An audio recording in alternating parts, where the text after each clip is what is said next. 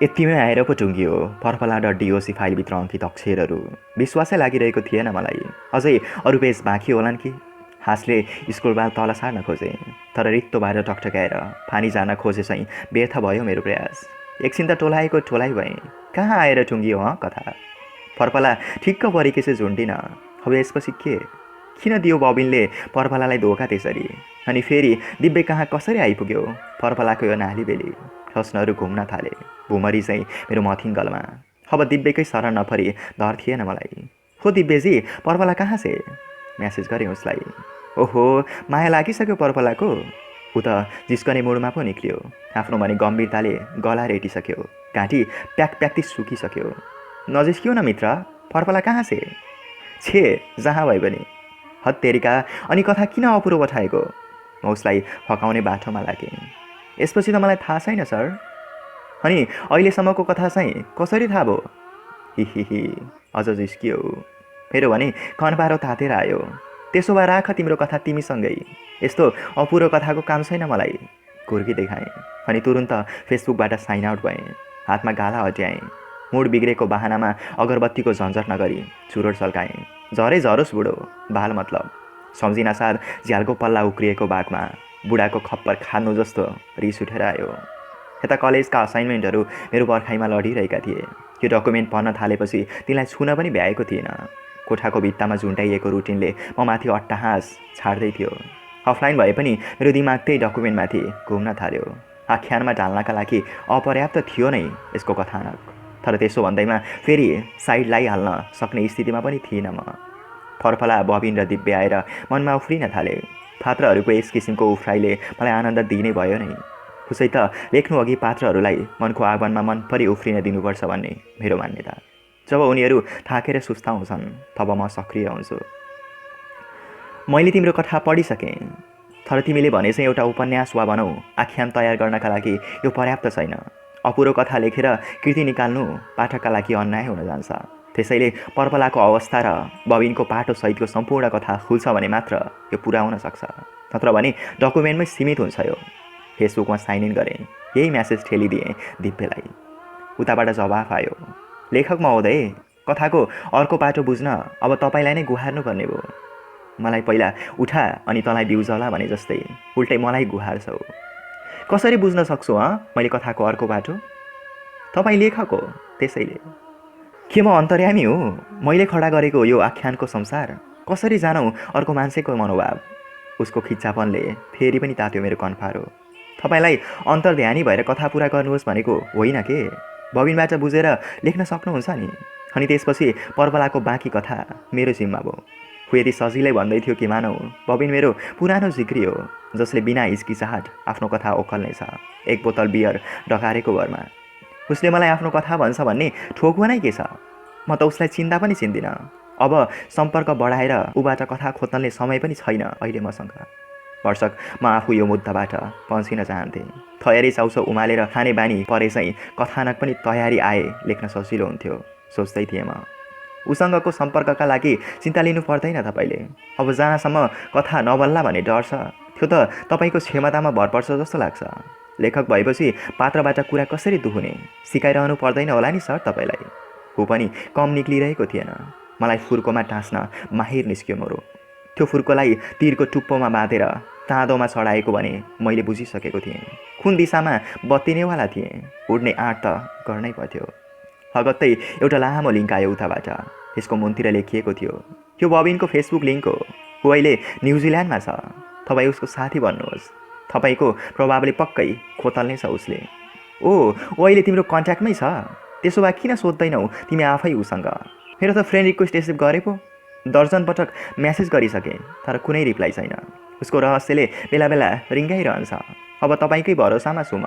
यो कुरामा प्रगति भएपछि तपाईँ आफै म्यासेज गर्नु होला मलाई। त्यतिन्जेल तपाईँलाई कुनै डिस्टर्ब हुने छैन मबाट। All the best sir. ओ अनि सुन त, पर्पला कहाँ छ अहिले? जहाँ भए पनि छे।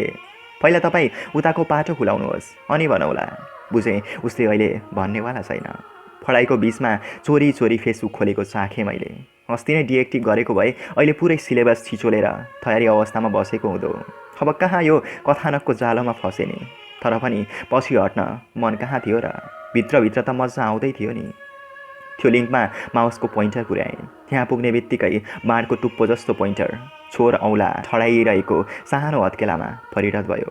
पक तँलाई परीक्षाको बेला भने चाहिँ लाग्यो त्यसले मलाई।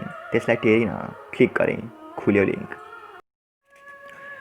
समुद्री किनारको बालुवामा सनबाद गर्दै शानदार पोजमा बियर खाइरहेको फोटोलाई खबरमा टाँगेर सुस्ताइरहेको थियो बबिन वंशको फेसबुक प्रोफाइल पिक्चरमा 4 जना साथीहरूको बिचमा 2 औँला उठाएर उभिरहेको थियो। क्या स्टाइल छ, अमेरिकी रक ब्यान्ड ग्रिन डेको चाहिँ पोज। हे, यहाँ यत्रो रहस्यमय कथालाई बिछल्लीमा पारेर मस्ती पो गरिरहेको छ ऊ। 16 जना म्युचुअल फ्रेन्ड रहेछन्। मैले चिनेको जन्तु त परेन ऊ कतै। लिस्ट हेरेँ, नेपाली कला क्षेत्रका सेलिब्रिटीहरू पो रहेछन् ती म्युचुअल सबै। रिक्वेस्ट पठाएको 5 मिनटभित्रमै नोटिफिकेसन आयो, Babin Bansal has accepted your friend request. ऊ हरियो बत्ती बालेर अनलाइनमा देखिरहेको थियो। कुराको थालनी कसरी गर्ने भन्ने सोचमा परे म। मान्छेलाई पहिलोचोटि प्रभावित पार्ने दोस्रो मौका कहिले आउँदैन, त्यसैले सोच्नु जरुरी पनि थियो। कति गाँठो पारेर बसेको होला ऊ त्यो रहस्यको पोकोलाई। सजिलै फुकाउन कहीँ सकिएला र? हेलो, के छ मित्र? कसैलाई आफू निकट ल्याउन प्रयोग गर्ने सम्बोधनको अस्त्र यही थियो मेरो। ठिक छ लेखकज्यू, तपाईँको रिक्वेस्ट आयो, खुसी लाग्यो। हो, मलाई चिन्छौ तिमी? तपाईँको किताब पढेको त छैन, तर त्यसको पेजलाई लाइक भने गरेको छु। अब नेपालबाट एउटा साथी आउँदैछ, उसैसँग मगाउँछु। खुसी लाग्यो। तपाईँभन्दा बढी खुसी म छु। अनि आजकल के लेख्दै हुनुहुन्छ? धेरैले सोध्ने गरेको प्रश्न उसले पनि दोहोऱ्यायो। एउटा उपन्यास लेख्दैछु, कथा अधुरो छ। त्यो अधुरो पाटो तिम्रै हो। तिमी मलाई आफ्नो कथा भनेर त्यसलाई टुङ्ग्याउन सहयोग गर न। बनाउँछै लाग्दै थियो, तर बनिन। यति सजिलो भइदिए त? अहिले त खासै केही छैन, उही छुटपुट लेखाइ छ। ओ ल ल, प्रगति गर्दै जानुहोस्। त्यसपछि कुराकानी रोकियो। केही बेरमा ऊ अफलाइन देखियो। पहिलो दिन यतिसम्म त गइयो। भोलिबाट कुरो छुरोमा लाने कोसिस गर्नुपर्ला। पढ्ने मुड बेपत्ता थियो। बरु दिव्यले पठाएको पर्वलाको डकुमेन्टलाई ढाल्न थाले आफ्नै भाषामा। च्याट लिस्टमा उसको आगमन हुने बित्तिकै औँलाहरू सल्बलाए। के छ मित्र, विदेशको जिन्दगी कसरी गुजारिँदैछ? एकदम इन्जोयका साथ। अनि इन्जोय मात्र हो वा पढाइ पनि? के को पढाइ? अब शरणार्थी भएपछि। शरणार्थी कसरी? मैले फ्रान्समा छु सर, यहाँ आएको महिना दिन भयो। तिमी गएको त न्युजिल्यान्ड होइन? हो, तर त्यहाँ अडिन सकिनँ, अनि लाग्यो फ्रान्स। छिर्ने बित्तिकै सारा कागजात नष्ट गरिदिएँ। अहिले शरणार्थीको मुद्दा खेप्दैछु। ए हो र? अहिलेको कथा बिर्सेर म उसको नयाँ कथामा पो आकर्षित भएँ। अनि काम चाहिँ के गरिन्छ? के गर्नु र? त्यत्तिकै डुकु। अनि कसरी चल्छ त खर्च? महिनाको 200-400 युरो भत्ता दिन्छ। त्यतिले एक्लो ज्यानलाई मस्ती भइहाल्छ। घरमा पठाउनु छैन क्यारे? अनि सधैँभरि चल्छ त यसरी? होइन, मुद्दा चलुन्जेल मात्र हो। मुद्दा जितेपछि त वर्क पर्मिट पाउँछु, पढ्न पाउँछु, भाषा पनि बिस्तारै सिक्दैछु। ए पढ्न गएको मान्छे शरणार्थीको मुद्दा लडिरहेकोमा उदेक लाग्यो मलाई। नेपालको एउटा ऊर्जाशील ठिटो त्यहाँ गएर अल्छिरहेको थियो। लाग्यो प्रेमका कारण मात्र भागेको नहुन सक्छ यो मान्छे। देशको दुर्दशाले दिक्क भएका कैयौँ युवा पनि त त्यही बाटोमा थिए। साँच्ची तपाईँ मेरो लागि एउटा कथा लेखिदिनुहुन्छ? कस्तो कथा? हत्ता नपत्ता सोधे। कतै त्यही कथा त होइन? हाँसले भरिएर ढक्क भयो मन। यहाँ मैले अदालतमा नेपाल जाने बित्तिकै मलाई मार्छन् भनेर निवेदन दिएको छु। त्यसलाई पुष्टि गर्न एउटा सत्य कथा चाहिएको छ, त्यसैले हिस्सिन हतार गरेछु। प्रयास गर्न सक्छु। त्यसका लागि तिमीले नेपाल छाडेको मिति चाहिन्छ। त्यसकै आधारमा त्यसको अवस्थामा मिलाएर लेख्न सकिन्छ। त्यो त म दिइहाल्छु। त्यसमा मेरो बाबुआमालाई आएको धम्की र म माथि भएको आक्रमणको प्रयास आदि पनि समेट्नु होला। अस्ति मौखिकमा मैले यही भनेको छु, यहाँ लिखित नै चाहिन्छ। कसलाई लेखिमागु भनेर सोच्दै थिएँ, अब तपाईँ नै भेटिनु भयो। तपाईँले लेख्दा अलिक मार्मिक होला कि भनेर। नेपालीमै लेख्ने हो? मेरो औसत अङ्ग्रेजी सम्झिँदै भने मैले। तपाईँले त्यो भावुक पत्र तयार पारेपछि म मेरो आफन्तलाई भनी काठमाडौँकै कुनै प्रतिष्ठित नोटरी कहाँ ट्रान्सलेट गराइहाल्छु नि। अनि कहिलेसम्म हो लेख्ने? टाइम त छ, अब 1 महिनाभित्र लेखिसक्दा हुन्छ। म आवश्यक इभिडेन्सहरू भरे पठाइदिन्छु है सर। ओके, हुन्छ। आज पनि म त्यो कथाभित्रको सुराग खुस्काउने बाटोमा जान सकिनँ, तर जे होस् आत्मीयता त बढ्यो नि। अब बिस्तारै अघि बढ्नु पर्ला। पहिले उसको पलायन कथा लेख्न थालेर सहयोग गरेको जनाउनु पर्यो। त्यसपछि गुणको बदला गुण कसो नगर्ला उसले। त्यो अत्यन्तै भयानक रात थियो। हिंस्रक जङ्गली जनावरले घेरिए चाहिँ त्रस्त थियो हामी। उनीहरूले 15 दिन अघि मागेको 10 लाख रुपियाँ चन्दा तयार पार्न सकेका थिएनौँ हामीले। सानोतिनो व्यापार गरेर जीविका चलाउने हाम्रो परिवारले त्यत्रो नगदी पैसा तयार पार्नु, मरुभूमि खनेर पानी निकाल्नु सरह थियो। घेरिएको घरभित्र 2 जना हतियारधारी पसे। तथानाम गाली गर्दै मार्ने धम्की दिन थाले। एउटा बन्दुकधारीले मलाई इङ्कित गर्दै उनीहरूसँगै युद्धमा सरिक हुनुपर्ने बतायो। बामा अत्तालिएर भुइँमा थसक्क बसिसकेका थिए। बाले बल्ल बल्ल सुकेको स्वरमा 15 दिनभित्रमा उनीहरूले मागेको पैसा तयार गर्ने बाचा गर्नुभयो। तयार गर्न नसकेको खण्डमा उनीहरूसँगै लाग्नुपर्ने, नत्र परमधामको बाटो तताउनु पर्ने निष्कर्ष सुनाउँदै उनीहरू गए। तर त्यो त हात्तीको आक्रमणबाट छेडिक जोकिन रुखो भर परे चाहिँ थियो। अब कुनै उपाय थिएन, कसलाई माग्नु? हामी मात्र थिएनौँ त्यहाँ यस्तो आतङ्क बोक्ने। अलिअलि उनीहरूले दिइसकेका थिए। फेरि हामीलाई चन्दाका लागि सापट दिएर स्याललाई मासु पैँचो दिए चाहिँ गर्न को चाहन्थ्यो? नहुनेहरू उनीहरूसँगै युद्धमा सरिक हुन बाध्य भइरहेका थिए। अब मसँग केवल 2टा विकल्प थिए, युद्धमा सरिक वा पलायन। ल त मित्र, मैले कथा सुरु गरेँ है। माथिको अंशलाई युनिकोडमा चेन्ज गरेर उसलाई पठाएँ। कथाको यस्तो सुरुवातले नै ऊ पक्कै खुसी होला। Wow, so wonderful. स्टार्ट नै यस्तो छ, पुरै कथा झन् कस्तो दामी होला। Thank you so much sir. ऊ अचाकली खुसी भएको कुरा स्माइली मिसिएको उसको टेक्स्टले जनाइरहेको थियो। कुरा अगाडि बढाउने उपयुक्त साइड यही नै लाग्यो। जतिसक्दो पत्यारिलो किसिमले मार्मिक बनाउने प्रयास गर्छु मित्र। अनि के गर्दैछौ नि अहिले? के हुनु र सर? यहाँ क्याम्पमा साथीहरूसँग तास खेलेर बसिँदैछ। एक प्रकारले मस्ती छ। ए, तास पो खेल्दै? अनि बास्केटबलमा मन चाहन छाड्यो? पहिलो प्रहार सुरु गरेँ मैले, तर उत्तर निकै अबेर। घडीको सेकेन्ड काँठाले 5 फन्को मारिसकेपछि मात्र आयो। के सोचिरहेको थियो त्यतिन्जेल? कसरी थाहा भयो सर म बास्केटबल खेल्छु भनेर? तपाईँले सम्झाइदिएर कस्तो सिक भइसकेँ। थाहा भइहाल्छ नि, तिमीलाई सिक बनाउने अझै धेरै कुरा सम्झाइदिन सक्छु म। अब बिस्तारै भेदन गर्न सक्ने अस्त्रको प्रहार गर्नु जरुरी थियो। हजुर सर, कस्तो कुरा? युनिक क्याफेको सम्झना आउँछ कि आउँदैन? Unique cafe? उफ, कसरी थाहा भयो तपाईँलाई? एउटा निठुरी पात्रको पृष्ठभूमि थाहा भइहाल्छ नि। अब रहस्य खोतल्न मात्र बाँकी छ। भनेको मतलब अलिक बुझिनँ नि सर। बुझ्छौ बिस्तारै। पहिले आफूले आफैलाई बुझ र मलाई सहयोग गर। कस्तो सहयोग? एउटा उपन्यास लेख्दैछु, तर कथा अधुरो छ। त्यो अधुरो पाटो तिम्रै हो। त्यसैले तिमी मलाई आफ्नो कथा भनेर त्यसलाई टुङ्ग्याउन सहयोग गर न। यसपटक सेन्ड गर्न विलम्ब गरिनँ मैले। कस्तो कथा सर? किन अचानक लत्यायो एउटा मायालु मनलाई? मायालु मन? किन अबुझ भन्छौ बबिन? पर्फला, तिम्री भूपी प्रेमिका याद आयो?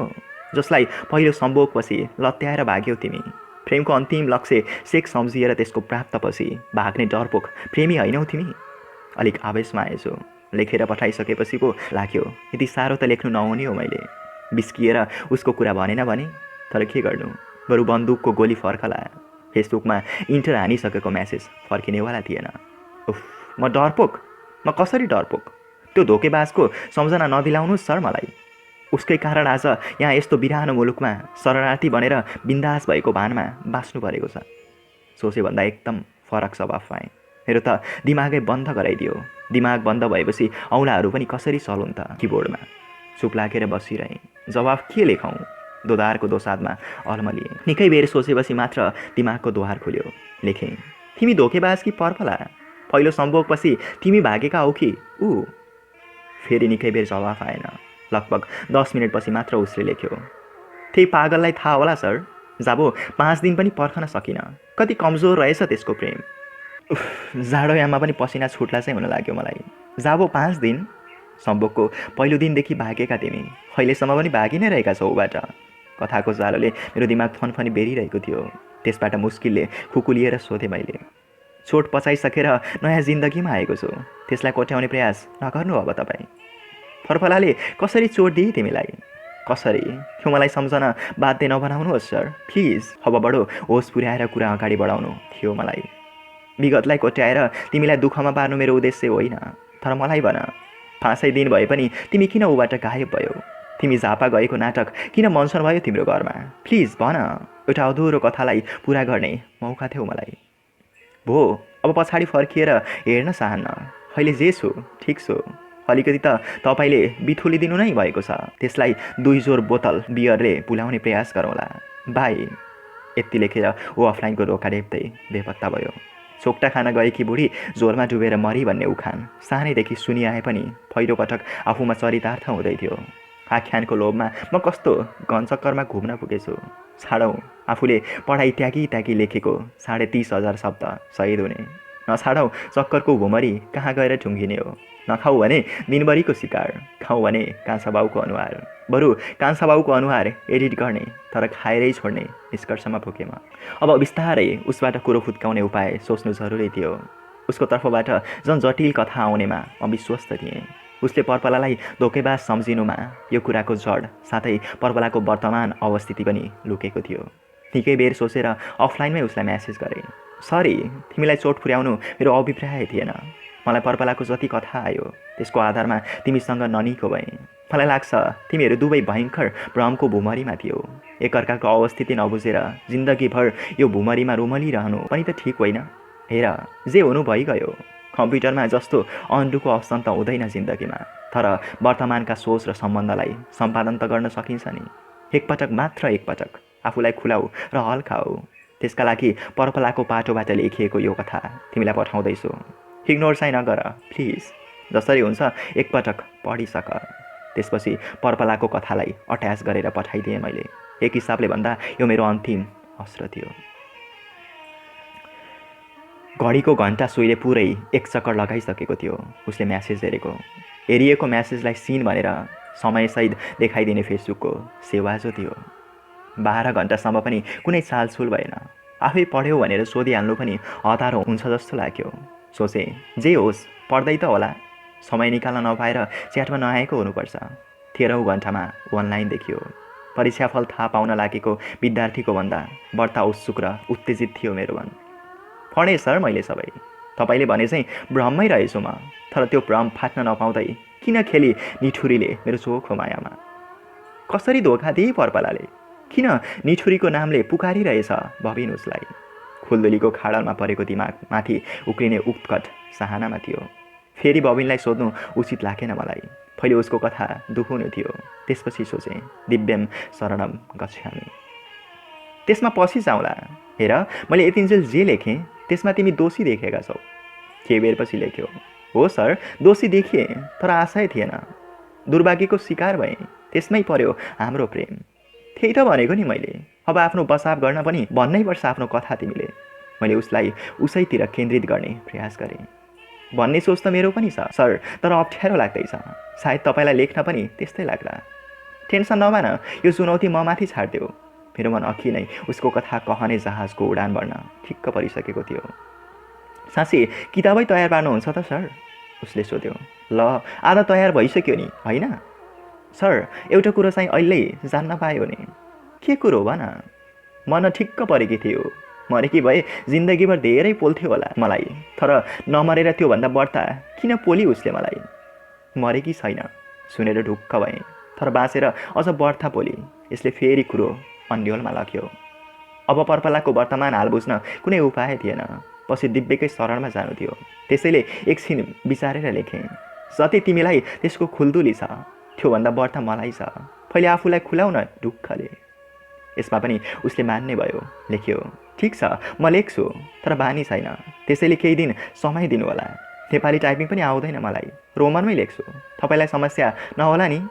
हुन्न म बुझिहाल्छु। ओके, अलिअलि गर्दै पठाऊ कि एकैचोटि? पहिले सबै सक अनि डकुमेन्ट अट्याच गरी पठाऊ।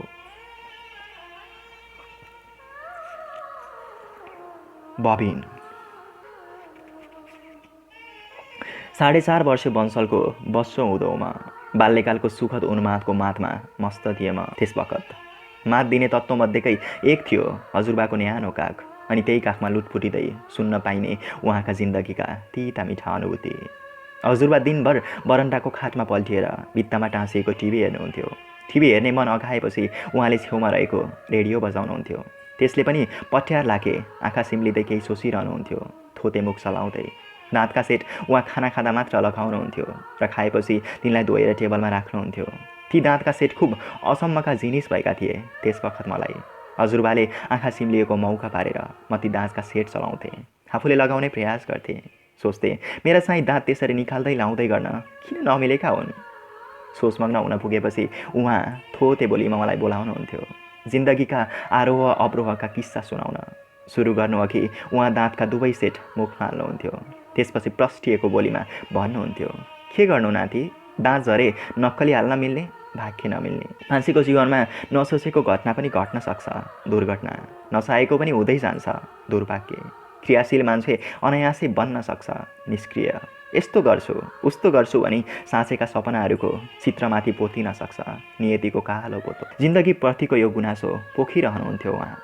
रघुवीर बन्सल, जमानामा वीरगञ्जको नामुद व्यापारी, मेरो हजुरबा। भारतको दिल्लीदेखि वीरगञ्ज हुँदै काठमाडौँसम्म व्यापारको जालो फिजिएको। उहाँको मेहनत, लगाव र कडा दौडधुपले व्यापार दिन दुगुना रात चौगुना बढ्दै थियो रे। त्यसबखत बाबा दिल्लीमा साइन्स पढ्दै हुनुहुन्थ्यो रे। अङ्कल र फुपूहरू वीरगञ्जकै स्कुलमा पढ्दै हुनुहुन्थ्यो रे। उहाँहरूलाई व्यापारमै लाग्नुपर्छ भन्ने कुनै दबाब थिएन रे हजुरबुवाको। आफ्नो बाटोमा निर्धक्क हिँड्ने हौसला हुन्थ्यो र उहाँको। तर शिकारको प्रतीक्षामा बसेको अजिङ्गर चाहिँ दुर्भाग्य भएर बसेको समयको त्यो बिन्दु त आउन बाँकी नै रहेछ उहाँको जिन्दगीमा, जसले घुमाइदियो सारा परिवारको जिन्दगीलाई 90 डिग्रीको कोडमा। भर्खरै खोलिएको वीरगञ्ज काठमाडौँ धुलौटे ट्र्याकको जोखिमपूर्ण जीप यात्रा पनि रमाइलो लाग्दै थियो रे। रमाइलो पनि किन नलागोस् त, यात्रा व्यापारका लागि थियो र व्यापारमा उहाँको लगाव थियो। लगावले नै त हो जोखिमलाई रोमान्समा रूपान्तरण गरिदिने। दुर्घटनाको सम्भावना कसले पो सोचिरहन्छ र यात्रामा, डरका कारण कसले पो रोक्छ र यात्रालाई। तैपनि यात्रासँगै हिँडिरहेको हुँदो रहेछ दुर्घटना। कुन बेला यसले यात्रालाई घचेटेर विराम लगाइदिन्छ पत्तै नहुने। ड्राइभर र हेल्पर दुवै ठाउँको ठाउँ परमधाम भए। भाग्यको सानो साथ पाएर बाँचे पनि हजुरबाको कम्मरदेखि मुनि पुरै अचल हुने भयो जिन्दगीभर। निष्क्रियताले राज जमायो, व्यापार ठप्प भयो, कारोबार लथालिङ्ग भयो। दिनुपर्ने पार्टीहरू बेपत्ता भए, लिनुपर्ने पार्टीहरूको लर्को लाग्यो। एकातिर उपचार गर्दाको खर्च, अर्कोतिर व्यापारमा लाग्दै गरेको घाटा। एउटा उदीयमान सम्पन्न परिवार टाट पल्टिँदै थियो। बाबा पढाइ छोडेर वीरगञ्ज फर्किनुभयो, तर व्यापार नजानेको आलो काँचो ठिटोलाई हम्मे थियो सारा कारोबार सम्हाल्न। मारवाडी समुदायको एउटा ठुलो विशेषता हो, खोइ एकजना टाट पल्टिए अरू मिलेर उसलाई उस्किन सहयोग गर्ने। समुदायले हाम्रो परिवारलाई पनि भरपुर सहयोग गर्ने भयो। तर हजुरबाको मन वीरगञ्जमा अडिन मानेन। वीरगञ्ज बस्दा पहिलेका ऊर्जाशील दिनहरूको झलझल्कोले उहाँलाई खुबै बिरोल्ने। झापाको बिर्ता मोडमा व्यापार गर्ने एकजना नातेदारको सल्लाहमा हाम्रो परिवारले उतै कपडा पसल सुरु गरेछ। तर एकै ठाउँ कुँजिएर बस्ने थिएन हजुरबाको प्रकृति। खुट्टा पो प्रकृति विपरीत कुँजिन बाध्य थिए। मन त फुक्का थियो। नयाँ सोच र सिर्जना उमार्ने दिमाग पनि उस्तै क्रियाशील थियो। त्यही क्रियाशील दिमागले पत्ता लगायो नयाँ व्यापारको सम्भाव्यता। हे अनुरूप नै बुधबारेमा 10 बिघा सुपारी बगान लिनुभयो उहाँले। इलाम र झापाको व्यापारिक पुललाई भरपुर सदुपयोग गर्ने सोच उहाँको। यसमा बाबा पनि मजाले बिज्दै हुनुहुन्थ्यो रे। त्यही बगानको छेउमा सडकलाई छोएर बन्यो हाम्रो सुन्दर वासस्थान। जस्तोसुकै नियतिले ठगोस्, जिन्दगी मार मान्नुहुन्न नाति, डराएर भाग्नुहुन्न। जिन्दगीका अनेक किस्सा सुनाएपछिको निचोड हुन्थ्यो उहाँको। हिउँदे बातले थलिएर स्वर्गको टिकट काट्नु 3 दिन अघिको मेरो 7औं जन्मदिनमा पनि उहाँले यस्तै हौसला र आशीर्वाद दिनुभएको थियो। हजुरबाका कुराले मलाई हार्न नचाहने बनाउँदै थियो। सुरुमा घरभित्रै आफूले चाहेको कुरा पाउनुपर्ने मेरो हट स्कुल गएपछि परीक्षा र खेलकुदमा अरूलाई उछिन्नु पर्नेमा देखिन थाल्यो। परीक्षाको रिजल्टमा होस् वा खेलकुदको नतिजामा आफू पुरस्कारविहीन भएको अवस्था स्वीकार्न साह्रै गाह्रो पर्थ्यो मलाई। तर के पत्तो त्यस बखत मलाई कुनै दिन मनविहीन भएको हालतमा पनि बाँची बस्नुपर्नेछ भन्ने। म 5 वर्षको हुँदा आएको थियो कालु दाई हाम्रोमा।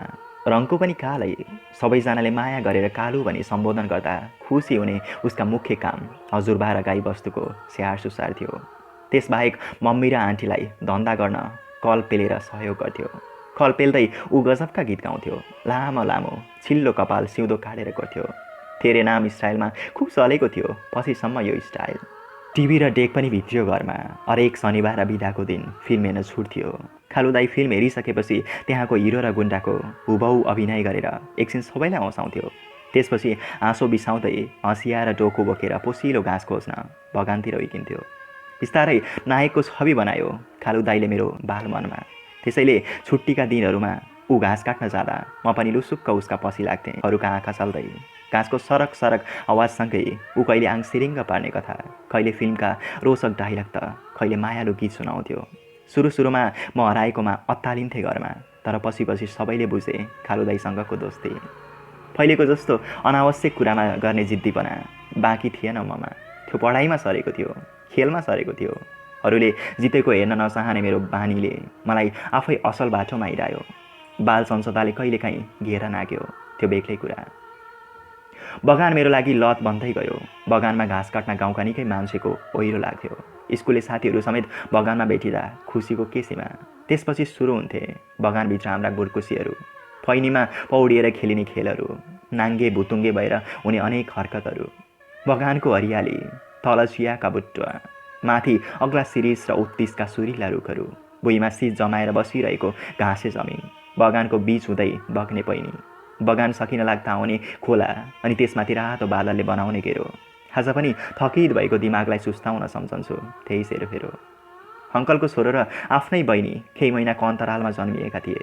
अब जेठो भएकोले परिपक्वता भर्दै जानुपर्ने आफूमा म दुवैलाई पालै पालो काखमा लिन्थेँ। हजुरआमाले पहिले मलाई हल्लाएर मुहाई खाए चाहिँ म पनि दुवैलाई मुहाई खान्थेँ।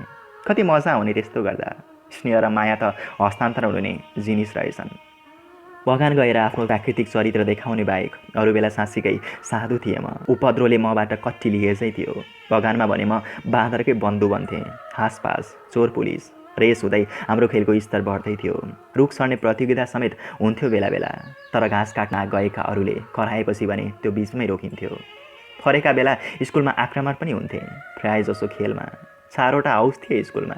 प्रत्येक हाउसका विद्यार्थीलाई शारीरिक बनोट अनुरूप A, B र C ग्रेडमा छुट्याइएको थियो। क्लास 2 सम्म C, 5 सम्म B, अनि 6 देखि A ग्रुपमै छानिए म। ग्रेड अनुरूप हाउस स्तरीय प्रतियोगिता हुन्थे स्कुलमा। म मेरोमा अखालु हाउसको नाक राख्ने गरी प्रदर्शन गर्थेँ। अस्तिसम्म हजुरआमाको काखको आडमा उपद्रो गर्ने म कति चाँडै फेरिएको थिएँ। व्यापारको व्यस्तताबाट निक्लेको सानो समयमा कहिलेकाहीँ बाबा मसँग भलाकुसारीको मार्नुहुन्थ्यो। मेरो मार्कसिट र मेडल हेरेर मक्ख पर्दै भन्नुहुन्थ्यो, यसरी राम्रो गर्दै जाऊ, अर्को साल स्कुल जाने साइकल किनिदिन्छु। कालु दाईसँग एउटा गुलेली थियो। गुच्छाको एउटा बट्टा थियो। ऊ गुच्छालाई गोलेलीमा छडाएर बगानका बट्टाई चरा झार्ने गर्थ्यो।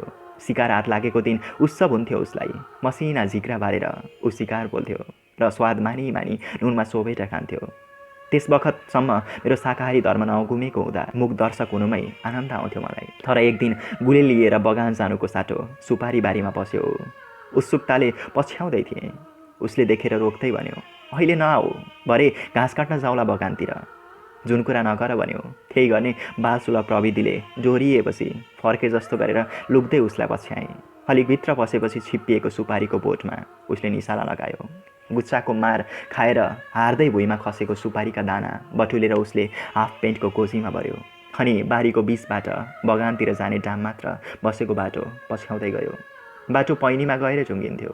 पैनीको डिलमा गजबको घाँस मौलाएको थियो। तर त्यो हाम्रो जग्गामा नपर्ने हुनाले कालु दाई त्यता घाँस काट्न आउँदैनथ्यो। झन् उत्सुकताले कुदकुदिँदै उसलाई पछ्याइरहेँ। सानो डिलमा पुगेर उसले कसैलाई बोलायो। बोलाएको तिरबाट के आवाज आयो कुन्नी? ऊ डिलमुनि पुग्यो। म उसलाई देख्नका लागि अलिक उकालो स्थानतिर लागेँ। पुगेको स्थानतिर एउटा रातो लुगा लगाएको आकृति थियो। अलिक गढेर हेर्दा पो सुने त्यो त धोक्री पो रहेछ। वास्तवमा उसको नाम सानुमाया थियो। तर सानैमा धोक्रो भिजेपछि समयमा डाक्टरले उपचार नपाउँदा गुमेको दाहिने हातको बुढी औँलाका कारण धोक्रीको परिचय बेरेर हिँड्न बाध्य थिए। तर समयसँगै 4 औँला मात्र बोकेको दाहिने हातलाई अरू सत्यहरूको भन्दा सिपालु बनाई। ऊ जत्तिको सिनित्तै पारेर घाँस काट्ने गाउँमा अरू थिएन। गाउँमा चाडपर्व, बिहे, व्रतबन्ध, पुराण आदिमा उसको जत्तिको छरितो र सफा भाँडा माझ्ने अरू थिएन। सबैकी सहयोगी भएर पनि धोक्री बनिरहेकी उसलाई पहिलोपल्ट कसैले सानो भनी बोलाएको सुन्दै थिएँ। कालु दाई ऊ बसेको छेउमै गएर बस्यो। गोजीबाट एउटा सुपारी निकाल्यो र सानुलाई देखायो। सानु मुसुक्क हाँसी हात लम्काई र कालु दाईको हात समाती सुपारीसहित। कालु दाईले हात फेरि आफूतिरै तान्यो। हातसँगै ऊ पनि तानी। दुवैको दूरी स्वात्त घट्यो। हुर्केको केटा र केटीले त्यसरी माया गरेको दृश्य पहिलोपटक देखेर होला धेरै बेर लुकेर अडिन सकिनँ। बतासिएँ बगानतिरै। एकछिनमा कालु दाई आइपुग्यो असिन पसिन भएर। आश्चर्यमै रहेको मैले उत्सुकता उखलेँ। कालु दा, अघि के गरेको? खैले हौ, के गरेर? अघि के त सानो दिदीसँग। हो एक्कासी हतालियो अनि सम्हालिँदै मेरो कानमा फुसफुसायो, अरू कसैलाई नभन्ने नि, माया गरेको माया। म केही बुझेँ केही नबुझे चाहिँ लाजले मुस्कुराएँ। अनि उल्टै उसले सोध्यो, हिरोले पनि पछि गर्छ नि माया। हैट, मैले पनि माया गर्ने को होला साथमा मेरो, सम्झिँदा अचानक पल्लवी झुल्की मनमा। पोक्सा पोक्सा गाला भएकी ऊ त मलाई पहिल्यैदेखि राम्री लाग्थे, तर देख्दा मात्र राम्री लाग्ने, छुट्दा बिर्सिहाल्ने। सम्झन कुनै आवश्यकता थिएन। खालु दाइले मेरो दिमागको द्वार खुलाइदियो। त्यही खुलेको द्वारबाट स्वाट्ट छिरी पल्लवी मभित्र। त्यसपछि हर रात आउन थाली पल्लवी मसँगै। उसलाई सम्झिएर अनेक कल्पनामा रमाउने भएँ। क्लासमा समेत उसलाई हेर्ने नजर फेरिए। पहिला गाला मात्र राम्रा लाग्थे उसका, अब आँखा देख्न थाले। त्यसपछि ओठ, अनि कपाल, अनि के उमेरसँगै मन पराउने अङ्ग पनि बढ्दै गए। 9 कक्षामा पुग्दा हर्लक्कै बढेको म, रिजल्टमा सधैँ टप 3 मा अटाउने, मकालु हाउसको भाइस क्याप्टेन, फुटबल टिमको फरवार्ड। बाहिर कत्रो हाई हाई थियो मेरो, तर भित्र एक्लो मभित्र मेरो एकतर्फी प्रेम थियो, एक्लै हुर्कदै। कहिल्यै कसैलाई पनि देखाउन नसकेको मेरो प्रेमको स्मारक अब ढलान जस्तै पक्की भएर मेरो मनमा उभिसकेको थियो। खालु दाइको प्रशिक्षणपछि कैयौँ छोटी पल्लवीलाई सम्झिएर मनमनमा अनेक क्रिया दोहोऱ्याइसकेको थिएँ। उमेरको गतिसँगै त्यसो गर्दा हुने प्रभाव समेत भिन्न भएर आउँदै थिए। जब त्यसरी कल्पना थाल्थे, खाइहाल्थे पोक्सी सम्झनाको सागु तरेर। म उसका पोक्सा गाला चिमोड्थेँ बिस्तारै, अनि खान्थेँ मै चुप्प चुप्प। पहिले गालामा मात्र खुवाइने मै बिस्तारै ओठमा सर्न थालेका थिए। चुम्बनको तीव्र गतिसँगै उसका सारा शरीरलाई स्पर्श गर्थेँ र बिस्तारै उसलाई आफूमै समाहित गराउँथेँ। हुबाहेक अरू कोही दिमागमा आउन खोजे मभित्रको सारा आवेग घट्थ्यो स्वात्तै। तातो पानीबाट बाहिर निकालेपछि थर्मोमिटरमा मर्करीको लेभल घटे चाहिँ। भित्रभित्रको यो आवेगको आगोलाई ओकल्न सकिरहेको थिइनँ। कसलाई भनौँ? केटाहरूलाई भनी साध्य थिएन। भनौँ कि बिल्लाको बम हानेर मलाई बलिको बोको बनाउँथे। म सँगसँगै उसलाई पनि बदनामको बेलुनमा बाँधेर उडाउँथे। अरू थुप्रैको यस्तो भएको देखिसकेको थिएँ स्कुल र गाउँमा। अनि त्यो बेलुन फुटेर बिचराहरूको बिसल्य हुन्थ्यो। हाम्रो यस्तो भएको हेर्न चाहन्नथेँ म। मेरो प्रेम बेइज्जतको बर्सातले नछोडियोस्, बस यही चाहन्थेँ। मेरो गुरु कालिदाईलाई के पत्तो, उसले दीक्षित गरेको चेला च्याम्पियन भएको छ, तर कल्पनाको खेलमा मात्र। अब विपनाको मैदानमा उत्रिन पनि उसकै प्रशिक्षणको खाँचो थियो मलाई। कुनै न कुनै उपाय फुराइदिनेछ उसले। यस्तो उपाय कि मेरो मनको भावना पुग्नेछ पल्लवीको सामु। उसैलाई मात्र थाहा हुने गरी र स्वीकार समेत हुने गरी। साँप मरोस् तर लट्ठी दुरुस्तै रहोस्, यही आशमा त्यो राति निकै अबेर मात्र निधाएको थिएँ। तर त्यस दिन मैले नभेट्दै कालुदाई घरबाट निष्कासनमा पारिदियो। खैला बैलाले बिउजिएर बाहिर निस्किँदा थलाभरि मान्छे थिए। थलामा तारी गाई मुखभरि फिज पारेर लम्पसार थिए, निर्जीव। बगानमा दबाई हालेको ठाउँबाट घाँस नल्याउन गाउँभरिका मान्छे सजग थिए। तर कालुदाई त्यस बिहान के को धाउन्नमा थियो कुन्नी, त्यसको वास्ता नगरी नै त्यही ठाउँबाट घाँस ल्याएछ। सधैँको मिठो खुराक ठानेर उग्राउन नपाउँदै तारी गाईको चोला उठेछ। यही गल्तीका कारण कति गाली खायो कुन्नी, चुपचाप गुन्टा कसेर हिँडेछौ। त्यत्रो वर्ष घरकै सदस्य जस्तो भएर बसेको उसलाई रोक्न कसैले पनि जरुरी सम्झेन। गएको भोलिपल्ट गाउँमा हल्ला चल्यो, दोक्री उफ सानो पनि घरबाट हराएकी छे। कालुदाईको बिछोडपछि दिगदारीको दलदलमा फसेँ म। उसको अभाव मात्र थिएन मलाई दिक्क बनाउने। पङ्क्चर भएको साइकलको ट्युबबाट बिस्तारै हावा फुस्किए चाहिँ उसलाई म भित्रको खास कुरो भन्छु भन्ने सोचेका सिक्रीहरू पनि खुस्किरहेका थिए। वियोगमा तडपिँदै म उसको सुत्ने ठाउँमा गएँ, उसका केही चिनो छन् भनेर सम्हाल्ने सोचमा। तर उसले छोडेका लुगाफाटा बाहेक अरू खासै थिएनन्। सिरानी पल्टाएँ। डसनामाथि उत्तानो परेर पल्टिएको रहेछ एउटा सानो पुस्तिका। बाहिर लेखिएको थियो खामा सूत्र। पल्टाएँ। अपुई हेरि नसक्नुका तस्बिर छन् पेजै पछि। बिना काम पनि कालुदाई काँकड भित्ते हाट बजारे मेलामा जान्थ्यो। त्यसको रहस्य त बल्ल पो थाहा भयो। खामसूत्रको त्यो पुस्तिका कालुदाईको सिरानीबाट सर्यो अब मेरोमा। राति राति त्यस पुस्तकका चित्र हेरेर म विविध दृश्य उतार्थेँ कल्पनामा। दृश्यको नायक म, साथमा दिने नायिका उही पल्लवी। त्यो त झन् ठुलो गुरु निस्कियो मेरो। दिउँसो भने कसैले देख्ला कि भनी पुरानो जुत्ताभित्र लुकाउँथ्यो त्यसलाई। कालुदाई गएपछि मनको कुरा मनमै घुम्सियो। सिटी बिग्रिएको कुकर चाहिँ भयो मन। कुन बेला पड्किने हो पत्तो थिएन। शरद र राजु थिए मेरा मिल्ने साथी, तर उमेरै उटपट्याङ थियो। साथीको भावना कदर गर्नुपर्छ भन्ने ज्ञानको पनि कमी थियो। त्यसैले कसैको केही कुरा भेटे हल्लाको आवाज चलाइदिन्थे। यसो गर्न पाउनु पनि एउटा उपलब्धि ठान्ने बेला नथियो। केवल मनमनमा उसलाई भरिरहेँ, सजाइरहेँ, सम्झिरहेँ। यसमा पनि बेग्लै मजा थियो। फ्युफाभित्र आनन्दले हुर्किरहेको झुसुले जस्तो थियो मेरो प्रेम। निस्केपछि कति सङ्घर्ष गर्नुपर्छ झुसुलेलाई। झुसुले त बरु केही दिनको सङ्घर्षपछि सुन्दर पुतली भनेर आकाशमा उड्दै आनन्द लिन्छ, तर मेरो प्रेमको पखेटा पलाउँछ भन्ने ग्यारेन्टी के।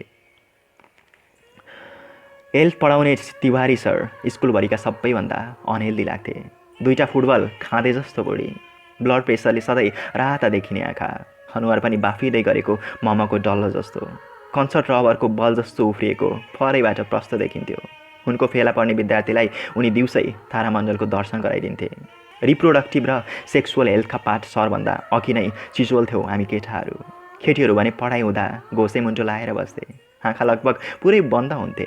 यदि आँखामा जस्तै कानमा पनि ढकनी हुँदो हो त ती कान पनि बन्द गर्थे होला। त्यही मौकामा म चोर आँखाले पल्लवीलाई हेरिरहन्थेँ। पुरस चुइन लागेको गुराँसको फुलको पत्र जस्तो अनुहार पारेर उस्तै गरी बसेकी हुन्थे। त्यो देखेर झनै मोहनीमा फसिरहन्थेँ म। सर फटाफट पाठ पढेर जारो टार्ने प्रक्रियामा लाग्थे। केटाहरू चाहिँ मौका मिल्नासाथ नाना थरी प्रश्न सोध्थे। सरबाट प्राप्त प्रतिक्रियाको मजा लिन्थे, किनकि प्रश्नको हलभन्दा पनि यो सटअप भनेर बलढ्याङ्ग्रे आँखाको जटारो झर्थ्यो सरबाट। बटुकले सुपसाप जे दिन्छन् त्यही भिक्षा थापे चाहिँ हामी पनि शिक्षा थाप्थ्यौँ। ज्ञानले हामीलाई निर्देशित गर्न नसक्ने हुनाले हामी सधैँ सङ्कुचनको घेराभित्र हुन्थ्यौँ।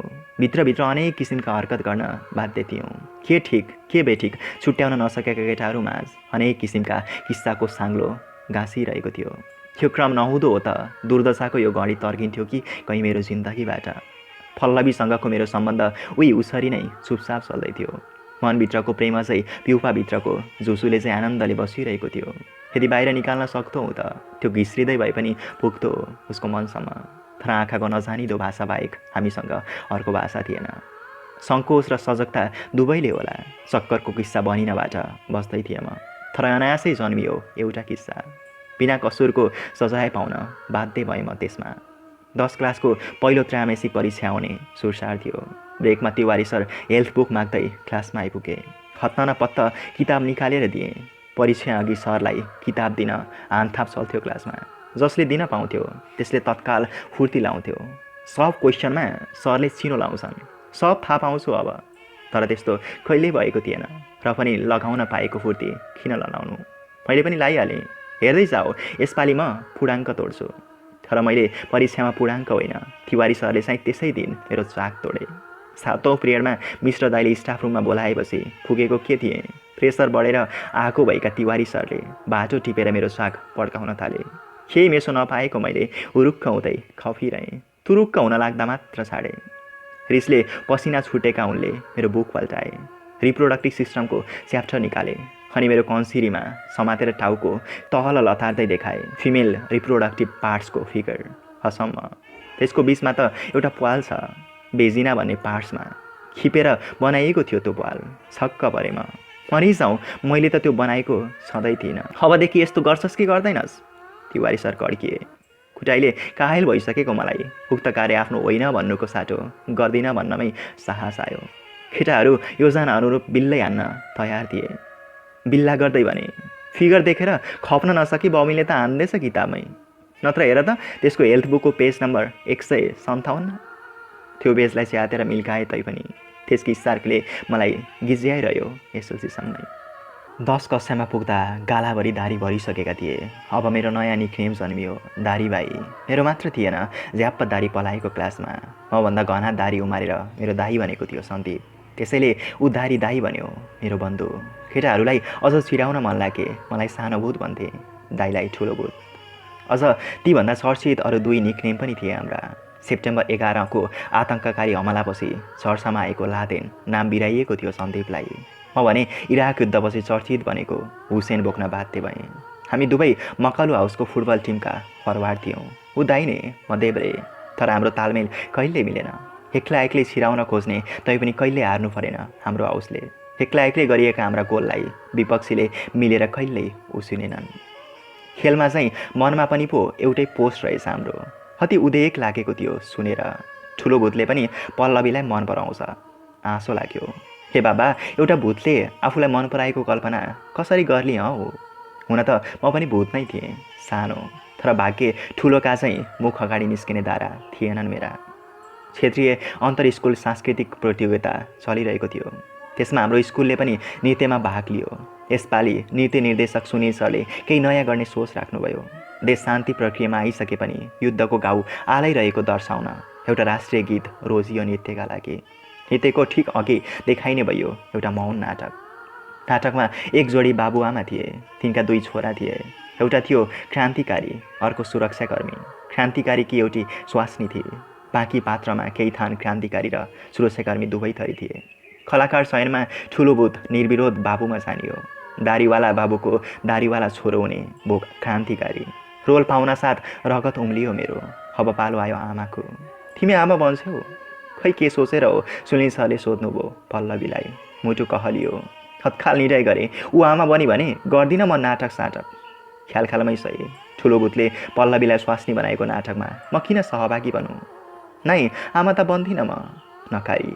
स्याबास, क्या ठिक गरी। त्यसो भए बुहारी भन्छौ? सुन्न साथ पाइतलाले 3 भित्ता पुइ छाडे। सुनिल सरको मुखमा सधैँ दुधमा हात परोस्। सहमतिको टाउको हल्लाई उसले पनि। आहा, आखिरमा पल्लवी मेरै नै पत्नी बन्ने भई। फेल भएर क्लास दोहोऱ्याइरहेकी मन्दिरा आमा बन्न लायक ठहरी।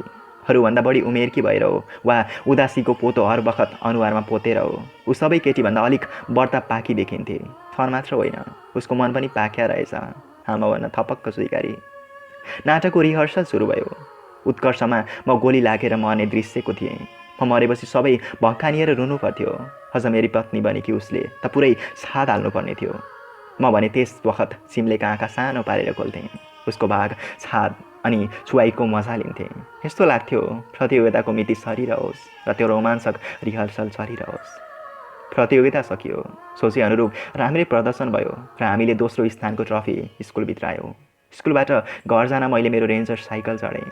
ठुलोबुत भैया साइकलमा सवार भयो। पर बाटोमा देखियो पल्लवी त्यस दिन एक्लै घर फर्किँदै रहेछ। ठुलोबुत र मेरो अघोषित प्रतिस्पर्धा चल्यो। उसको छेउको चाँडो पुग्ने। पाइडलको गति बढ्यो। मेरो साइकलका भन्दा 1.5 गुणा गोलाइका उसका टायरले सजिलै उछिने मलाई। जति जोड गर्दा पनि जित्ने छाड नदेखेपछि छाडिदिएँ मैले। एक दिन चढाउँदैमा के पट्याउला र, तर भाग्य भैया साइकलको चेनले ठाउँ छाडिदियो। चेन खुस्किने समस्याले ठुलो भूतलाई जहिले सताउँथ्यो। चेन मिलाउँदा हातभरि कालो लाउँथ्यो उसको, पसिना पुस्दा मुखभरि, अनि भूतबाट मसानमा बढुवा हुन्थ्यो। जाने पल्लवीको छेउ पुगेर ब्रेक कसेपछि कसो कसो आँट उमारे मैले। ऊ केही नबोली थपक्क साइकलको क्यारियरमा बसे। असम्मको हर्षले मलाई उर्याइरहेको थियो। त्यही उर्याइमा परेको साइकलले देखेन छ खाल्डा साल्डा। कस्तो कुदाको! लडसोझै गरेर मेरो कम्मरमा च्याप्प समायो उसले। खाउखुती लागेर झनै लरबरायो साइकल। ऊ अझ डराई, झन् साह्रो समय। आहा, कति आनन्दको स्पर्श, कस्तो मजा! अनि झनै खाल्डोको खोजीमा नाचे मेरा आँखाहरू। तर तत्पश्चात हर रात सपनीमा मात्र चढाइरहेँ उसलाई मेरो रेन्जरमा। पल्लवीलाई एसएलसी परीक्षा पहुँचिएको केही पलमै प्रपोज राख्ने दमदार योजना मेरो। त्यसैले घुँडा धसेर पढ्न थालेँ ताकि पछि सहजै घुँडा टेकेर उसलाई प्रपोजको रोज दिन पाइयोस्। दसिएका घुँडा टेकिन के गाह्रो। सेन्टअपपछि स्कुलले विदाई कार्यक्रमको आयोजना गर्यो। सबैजना व्हाइट ड्रेसमा आएका थियौँ। चम्किला सफा सर्टहरू भरे छुट्टिने बेला विदाईका कामनाहरूले भरिनलाई पर्खिरहेका थिए। सरहरूले अबिर लगाइदिँदै शुभकामना दिनुभयो। 13 वर्षसम्म निरन्तर पढेको स्कुल छोड्ने कुराले मन आफै भावुक बन्दो रहेछ। 157 पेज नम्बर कान्जापछि तिवारी सर र मेरो सम्बन्ध खासै राम्रो थिएन। म चुपचाप गृह कार्य बुझाउँथेँ, उनी चुपचाप चेक गरिरहन्थे। न मैले कुनै जिज्ञासा राखेँ, न उनले मलाई कुनै प्रश्न नै सोधे। बेकारको इख गुरु र चेलाबीच। तर त्यो हाम्रो होइन, प्रणालीको खराबी थियो। तिवारी सरको पालो आयो टीका लगाउने। उनले त निधारमा मात्र होइन, गालामा पनि पो पोतिदिए अबिर। अनि गाला समाएकै अवस्थामा मतिर हेरेर भने, तिमीमा ठुलो मान्छे हुने गुण छ बाबु, तर यति हो, खराब कुराबाट चाहिँ बस्नुपर्छ। त्यसको पनि समय आउँछ, धैर्य राख। मैले तिम्रै लागि भनेको हुँ। आँखा रसाएर आए। धन्न अबिरको रातोले छोपिँदै गएका आँखामा भरिएका आँसु दृश्यमा आएनन्। त्यसपछि प्रिन्सिपल सरलाई बिचमा राखेर ग्रुप फोटो खिचाइयो। अग्ला केटाहरू पछाडि उभियौँ, केटीहरू होसा हुनाले हाम्रो अगाडि उभिए। संयोग पनि गजबको भयो। मेरो ठिक अगाडि परी पल्लवी। उसको टाउको मेरो घाँटीमा आइपुग्यो। मैले लामो सास फेर्ने निउले उसको केसको गजब बास्नलाई अझ आफूभित्र बसाएँ। फोटो सेसनपछि चियापान भयो। त्यो सकिएपछिको समय हाम्रै नै थियो। ग्राउन्डमा भेला भएर एकअर्कालाई अबिर दल्न थाल्यो। त्यही मौकामा मैले पल्लवीका पोक्से गालामा दलिदिएँ एक मुठी अबिर। उसले लजाउँदै स्वीकारी मेरो बिदाई। अनि उसले पनि समुद्र जस्ता आँखाले मलाई गहिरिएर हेर्दै मेरो दुवै गालामा दलिदिए अबेर। त्यसपछि एकअर्काको सर्टमा सफलता र सुन्दर भविष्यका कामना खोर्न थाल्यौँ। मैले पनि पल्लवीको ढाडमा कोरिदिएँ, बेस्ट अफ लक फर यो फ्युचर बबिन। उसले के कोरियोली? घर गएर हत्तपत्त सर्ट खोलेँ, धुमधामसँग शुभकामनाका सन्देश हेर्न थालेँ। हसम्म सबैको देखेँ, तर पल्लवीको देखिनँ। म त आत्तिन पो थालेँ। निकै बेर खोज्दा पनि नभेटिएपछि म खिस्स भरेँ। ठुलो भूतको ढाडमा कोरिदिएको त आँखैले देखेको थिएँ। उफ, पहिले पसिना छुट्यो, अनि पिसाब। त्यसरी मनमनै प्रेम गर्थेँ म उसलाई, तर उसले त मलाई एकरत्ती गर्दिरहेनछ। मलाई हेर्दा लजाएसै गर्ने उसको नौठङ्की पो रहेछ। जुनलाई हेरेर आफ्नो ठान्नु बेकार रहेछ। आफूलाई निहाल्ने हजारौँलाई वास्ता गरेर के साध्य त्यसलाई? मलाई यसरी मनाएँ, चित्त बुझाउने मेसो मिलाएँ। एसएलसीको सेन्टर सरकारी हाई स्कुलमा पर्यो हाम्रो। म र शरद साइकलमा उइकिँदै थियो। आधा बाटो छिचोले बसी देखियो ठुलो भूत असिन पसिन भएर साइकलको चेन बनाउँदै रहेछ। ओए पख्न, हामी काट्नै लाग्दा चिच्यायो, बन्दै बनेन, लग्न मलाई नि। मनमा प्रतिस्पर्धा भए पनि परीक्षाको बेला छाडेर पाप गर्न मन लागेन। नजिकैको घरमा उसको साइकल थन्काएपछि म आफ्नै साइकलको पछाडि बसेँ। ठुलो भूतले फिरिल्ली उडायो सानो भूतलाई। अल्फाबेटिकल अर्डरमा मिलाइएको सिम्बोल नम्बरको आधारमा दोस्रो बेन्चमा परेछु म। शरद लास्टतिर, पल्लवी पनि पछाडि नै परी। त्यतिसम्म त केही थिएन। ठुलो भूत भने उसकै पछाडि पर्यो। खिसियो मन। मलाई देख्नासाथ मुसुक्क मुस्कुराइयो। पहिले चाहिँ आकर्षित भइन म। कृत्रिम लाग्यो उसको मुस्कान मलाई। मेरो सर्टमा अटोग्राफ नदिएकोमा साह्रै ठुस्किएको थियो मन। त्यही ठुस्काइको भावलाई अनुहारमा उतार्दै उसको व्यवस्था गर्न थालेँ। ठुलो भूत छँदैछ त, मैतिर किन मुस्काउनु अब? प्रत्येक विषयको परीक्षा सन्तोषजनक हुँदै गयो। प्रत्येक दिन पल्लवी मतिर हेरेर मुस्कुराइरहन्थे। मलाई भने उसले खिसी गरे चाहिँ लाग्थ्यो। प्रतिक्रिया जनाउन आवश्यक ठानिन। अन्तिम दिनमा पल्लवी खासै मुस्काइन। वास्ता नगरे चाहिँ गरे पनि उसको मुस्कानको आनन्द त उठाउँदै रहेछु। त्यो दिन एक्कासी नपाउँदो खल्लो लागेर आयो। अलबाट बाहिरिँदै गर्दा आँखा जुधे उसँग। विचित्रको भावनाको बर्सात गराइरहेका थिए उसका नयनले। बादल सकिन लाग्दाको वर्षा चाहिँ सिमसिने भावना मात्र उत्पन्न भयो मेरो मनमा। उसलाई प्रपोज गर्ने मेरो मनको रोज झरिसकेको थियो। यताउता हेरेँ, ठुलो भूत बेपत्ता थियो। त्यही दिन साँझ बाबाले भन्नुभयो, अब काठमाडौँ होइन केटा, उतै ब्रिज कोर्स पनि गर्नुपर्छ। मैले चिनेको राम्रो कलेज छ, अब हाम्रो व्यवहार पनि उतै हुन्छ बढी जसो। नयाँ ठाउँमा नयाँ यात्रा सुरु गर्नु थियो। एक प्रकारले ढुक्कको आभास भयो मन। बिहानै 5 बजेको प्रस्थान थियो। भारी कस्न व्यस्त भएँ। चाहिने सामानको मात्र भारी कस्नु थियो। भारीकै बिचमा लुकाएर राखेको थिएँ खामसूत्रको त्यो सानो पुस्तिका, गोप्य कर्मकाण्डलाई निर्देशन गर्ने मेरो सहयोगी ग्रन्थ। विदाईको अटोग्राफले भरिएको सर्ट काँटीमा झुन्डिएको थियो।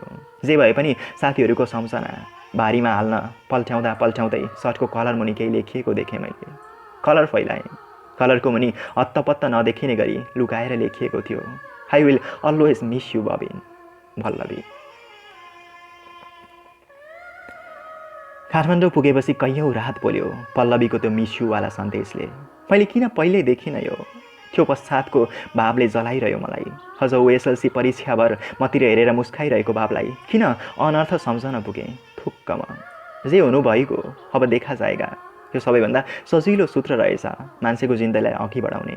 म पनि त्यही सूत्रमा आबद्ध भएर अघि बढ्नु थियो। सुरुमा भक्तपुरको सल्लाहगारीमा थालिएको हाम्रो व्यापारको शाखा अब काठमाडौँको मैती देवीमा समेत सुरु हुँदै थियो। मैती देवीमै बस्ने भयौँ हामी। दिल्ली बजार स्थित फ्लोरेन्स नाइटिङ्गेल कलेजमा ब्रिज कोर्समा भर्ना भएँ। साना पुराना किस्सालाई सम्झनाको बागले बाँधेर नयाँ शानदार किस्सा बनाउने बाटोमा यात्रारत थिएँ म। किशोर भावनाले डोराएको मनलाई अब अलिक वयस्क पनि बनाउनु थियो। ब्रिज कोर्स सुरु भयो। बसाइ नजिकै भएकाले पहिलो दिनदेखि नै साथी हुन आयो मोहित।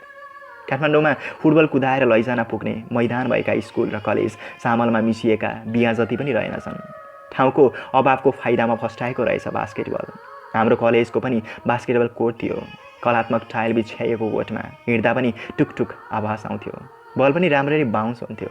पहिलेदेखि नै खेलकुदमा बानी परेकाले बास्केटबलको पनि मेसो समाइहालेँ मैले। बिहानको क्लास सकेर हामी 1 घन्टा जति बास्केटबल खेल्थ्यौँ। अब बललाई बास्केटभित्र छिराउन पनि बिस्तारै सिपालु बन्दै गएँ म। मैती देवी चोकमै मोहितको मेडिकल क्लिनिक। उसका बा पनि मोहित जस्तै मोटा र हँसिला थिए। चस्मा लगाएर एकदम प्रफुल्ल मुद्रामा बसिरहन्थे सधैँ। ग्राहक आए उही मुद्रामा उठ्थे र दबाई दिन्थे। अगाडिपट्टि दबाई दोकान, भित्रपट्टि एउटा बेड र 2टा कुर्सी राखेर चेकअप गर्ने ठाउँ। त्यसभित्रको अर्को अँध्यारो कोठा, ल्याब। भिजिटिङ डाक्टर आइरहन्थे। भँगेरो टाउके अक्षरमा डाक्टरहरूको लिस्ट र समय तालिका टाँसिएको थियो बाहिर। खाना खाएपछि मोहित र म चोकमा भेटिएर मेडिकलतिर जान्थ्यौँ। उसले बालाई पालो दिन मेडिकल बस्नु पर्थ्यो 1 घन्टा जति। त्यही समय बिताउन सजिलो होस् भनेर मलाई बोलाउन थालेको थियो उसले। मोहितसँग मोबाइल थियो। ऊ मोबाइलमा इन्टरनेट चलाउँथ्यो। म जिज्ञासु भएर उसले मोबाइल चलाएको हेरिरहन्थेँ। फेसबुक रहेछ उसको, त्यसमै च्याटिङ गर्थ्यो। मेरा लागि त यी सब नयाँ थिए, तर सिक्नु थियो बिस्तारै। थरीथरीका मान्छे आउँथे मेडिकलमा। सुरक्षा पल्टन देऊ त भन्दै आउनेलाई बिहानै बिताउने भोसालेले भन्दै खिक्का छाड्थ्यो मोहित। कहिले ठकठके चराले रुख ठुगे चाहिँ मोबाइलमा औँला कुदाउँदै भन्थ्यो, एउटा सुड्डी मिला जस्तो छ, ग्याटिस्से। यता मभित्र पनि चलमलाउन खोज्थ्यो चाहनाको जमेरो। छछल्किन थाल्थ्यो जमेर बसेको प्रेमको पोखरी। सलबलाउन थाल्थे पल्लवी सम्झनाभरि। माया प्रेम सब बेकारको चिज हो, रिल्याक्स भए अरू किन खोज्ने। ठ्याक्कै उल्लासको विज्ञापन स्टाइलमा भनेको थियो मोहितले। ऊ आफ्नो उमेरका केटीहरूलाई आँखा पनि लाउन चाहन्नथ्यो। आँखा लगाए जुत्ने, जुधे लभ पर्ने र लभ परे बर्बाद हुने उसको धारणा थियो। फैती देवीकै जक्सन क्याफेको एक कुनामा बसेर चिया पिउँदै गफिन्थ्यौँ हामी। ऊ बेला मौका सुरोड तान्थ्यो। सिको गर्दै मैले पनि लिने प्रयास गरेको थिएँ, तर सर्केर झन्डै सुइकिन। त्यही बेला उसले अट्टहास छाड्दै भनेको थियो, थमाट हुँदैन, तैँले नलिएकै राम्रो, it is injurious to health. पल्लवीसँगको ट्रेजिक कहानी सुनिसकेपछि उसले भन्यो, स्याड स्टोरी म्यान, चिन्ता नलि, भेटिहाल्छस् अर्की जुलियस चाँडै। मान्छेको आफ्नो फिलिङ्स हो, मबाट त हुँदैन त्यस्तो चक्कर चक्कर। आजसम्म उसले कोही कसैलाई पनि प्रेम नगरेको सुन्दा असम्म लाग्यो मलाई। पल्लवी जस्तै कोही पनि आइन त उसको जीवनमा, पत्याउनै गाह्रो। आफू भने पल्लवीलाई मनबाट हटाउन साह्रै सकसमा थिएँ। मम्मीलाई फकाएर पुरानो मोबाइल सेट मेरो बनाएपछि मोहितले फेसबुक अकाउन्ट खोलिदियो। तर किन हो उसको चाहिँ चाक पसेन त्यसमा। बरु गीत सुन्दै आफूलाई त्यसका धुन शब्दमा डुबाउन थाले। हेनरिक र ब्रायन एडम्सका सेन्टिमेन्टल गीतमा रम्न थाले। मोहित भने मेटालिका र मार्लिका गीतमा मुन्टो हल्लाउँथ्यो। यसो उसोमै ऊ र म निकै खुलिसकेका थियौँ। काठमाडौँमा म दिशाविहीन भएको थिएँ। घाम झुल्किने पूर्व कता पर्छ त्यति त थाहा थिएन। मलाई मैती देवीबाट बानेश्वर कता पर्छ अन्दाज हुँदैन थियो। मेरो हरिबिजोग देख्न नसकेर उसले मलाई पैदलै डुलाएर काठमाडौँका ठाउँहरू चिनाइदिने बासा दियो। त्यही क्रमको एक दिन खुल्यो उसले भोगेको जिन्दगीको एउटा पाटो, जसमा किशोरा अवस्थामै प्रेम विवाह गरेर सुखी घर बसाउने मिठो सपना पालेका उसका आमा बाबुको बिछोडको नमिठो कथा थियो। ऊ स्कुल जाने उमेरमै आमा पहिला गएपछि बाबुले सानी आमा ल्याएका थिए। त्यसपछिका दिनमा उसले न त बाबुबाट बाबुको जस्तो माया पायो, न त सानी आमाबाट आमाको जस्तो माया। त्यसैले उसमा प्रेमप्रति यति साह्रो वितृष्णा थियो र पैदा भएको थियो यौनवादी चरित्र। मोहित बारम्बार जिस्काइरहन्थ्यो, जुलियट भेटिनास् भनेर। तर खोज्दैमा के भेटिने रहेछ र मनमा खोपिने मान्छे। पल्लवीको झझलको दिन सक्षम कोही पनि भेटेको थिएन। क्लासका कोही केटी पनि छाउन सकेका थिएनन् मनमा। देखे जति सबै केटीमा पल्लवीको रूप खोज्दै थिएँ। कसैलाई प्रेम गर्ने आधार सोच्दै थिएँ।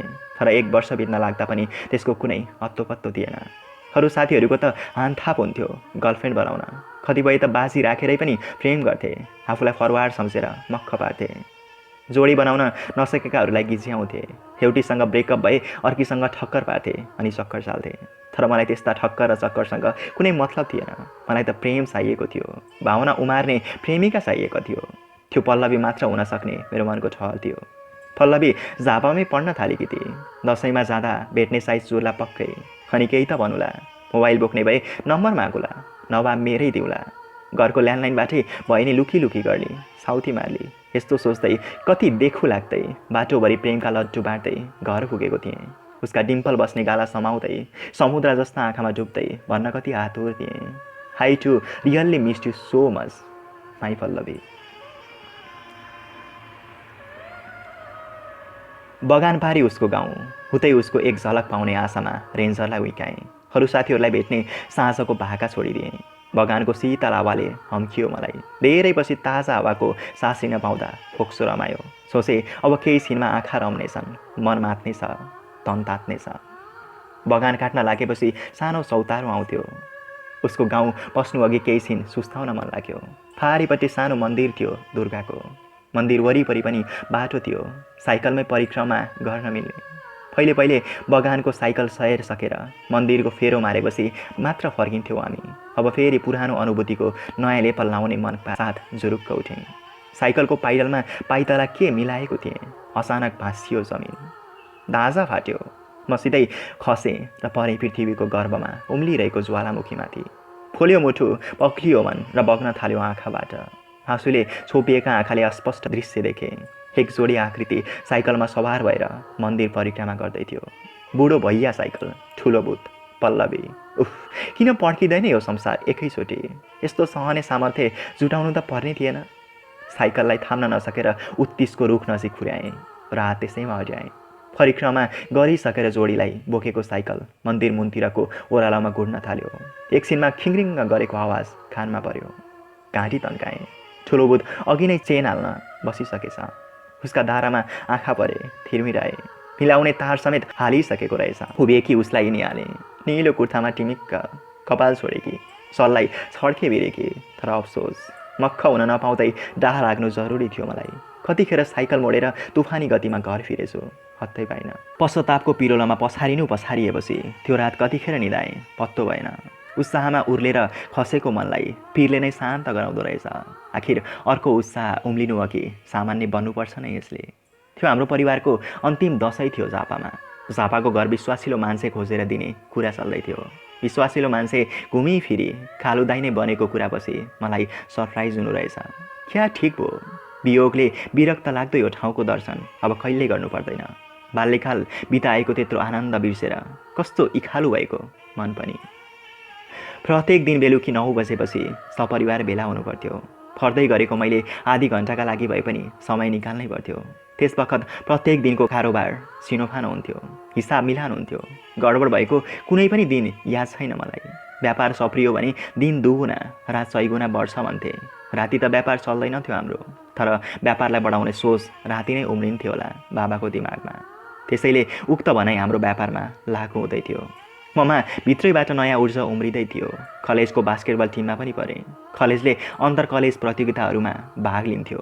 आफ्नो खुबी अनि लगावका कारण प्रतियोगिता पछि राम्रो प्रदर्शन गर्दै गएँ। बिस्तारै कलेजले ट्रफी भित्राउन थाल्यो। त्यो सँगै मैले man of the match, player of the tournament, best scorer जस्ता उपाधि अनि मेडल र प्रमाणपत्र भित्राउन थालेँ। सुरुवातमा त सबै खुसी नै बने घरमा, राम्रो गरेकोमा बधाई दिए। तर बिस्तारै यो सब कम हुँदै जान थाल्यो। मेडलहरू बढ्दै गए पनि एक दिन घरमा कुरो उठेको थियो, खेलेर के पाइन्छ? कि पढाइमा ध्यान देऊ कि व्यवहारमा लाग? पढाइलाई त मैले बिगारेको पटक्कै थिइनँ। टर्मिनल एक्जामिनेसनमा 70% कटाएकै थिएँ। फाइनल परीक्षाका बेला गेमहरू हुने थिएनन्। त्यतिखेर कम्मर कसेर डिस्टिङसन ल्याउने योजना थियो मेरो। तर बास्केटबललाई चटक्कै छाड भन्ने उर्दी सुन्दा हुदेक लाग्थ्यो। म सधैँ एउटा सपनाको यात्रामा सयर गरिरहन्थेँ। मोहितलाई समेत भन्न सकेको थिइनँ त्यो सपना मैले। भन्दै त केवल सपनामै भेटिएकी मेरी प्रेमिकालाई। वास्तविकताबाट टाढा भइसकेर पनि मेरो मनमा गढेकी हुई पल्लवीलाई। म नाम चलेको खेलाडी भएको सपना देख्थेँ। म माथि स्पोन्सर गर्ने कम्पनीहरूको लर्को लागेको। मैले अभिनय गरेको विज्ञापन टेलिभिजनमा बसिरहेको। म माथि पैसाको बर्सात भइरहेको। अनि त्यही पैसाले आफ्नै बेग्लै संसार खडा गरेको, जहाँ कसैको पनि किसकिस हुन्न थियो, मात्र मेरो मनमर्जी चल्थ्यो। तर यथार्थ त्यस्तो कहाँ थियो र? यो अमेरिका थिएन, जहाँ बास्केटबल खेलाडीको सान र मान हुन्छ। यो त नेपाल थियो, जहाँ बास्केटविहीन कोर्टमा सपनाको बल उपार्नु पर्थ्यो। कहाँ छिराउने पत्तै नहुने। देख्न साथ झस्किन्थेँ म। कति असम्भव सपना देखिरहेको छु। त्यसपछि सपनाको स्तरलाई अलिक तल ओह्राल्थेँ। म देख्थेँ राम्ररी पढेर डाक्टर भएको, पैसा टन्न कमाएको, पल्लवी जस्तै प्रेमिकाको साथ लिएर सपनाको संसार सजाएको। 11 को एक्जाम सकिएर कलेज बिदा थियो। बिदाको भरपुर उपयोग गर्दै म बास्केटबलमा केन्द्रित भएँ। बाँकी रहेको समय मद्रासी फिल्ममा आफूलाई भुलाउन थालेँ। मोहितले नै बानी लगाइदिएको थियो मलाई साउथ इन्डियन नौटङ्कीको नसामा डुब्न। हिँडमै भुलेर होला आफूभित्र सल्किन खोज्यो यौवनको आवेगलाई काबुमै राखेको थिएँ मैले। मोहितले चाहिँ बिना भावना, बिना प्रेम, सस्तो ढङ्गले यसको प्रयोग गर्ने कुरा मेरो प्रकृतिसँग बिल्कुल अमिल्दो थियो। त्यसैले यस्ता कुरा मैले सोच्न छाडिसकेको थिएँ। सोच्नका लागि मसँग पल्लवी जस्तै मनैदेखि मनपर्ने प्रेमिका पनि त थिइन। बरु उसैलाई सम्झेर बेला बेला बिर्सिदिन्थेँ, एक्लै भइदिन्थेँ उदास। भित्रभित्र उदासीको आकाशमा बेपत्तासँगै बतासिरहेको मन बोकेर सल्लाहगारीबाट कलेज बस चढेको थिएँ त्यो दिन। हिजोसम्म 12का विद्यार्थी मात्र बोकेर कुद्ने बसमा आज 11का नयाँ विद्यार्थी पनि थिए। तिनै नयाँ विद्यार्थीलाई निहाल्दै म बसको प्यासेज हुँदै पछाडि जाँदै थिएँ। त्यही बेला हुन् मेरो आँखा उमाथि टक्क अडिएका। म त हेरेको हेरै पो भएछु।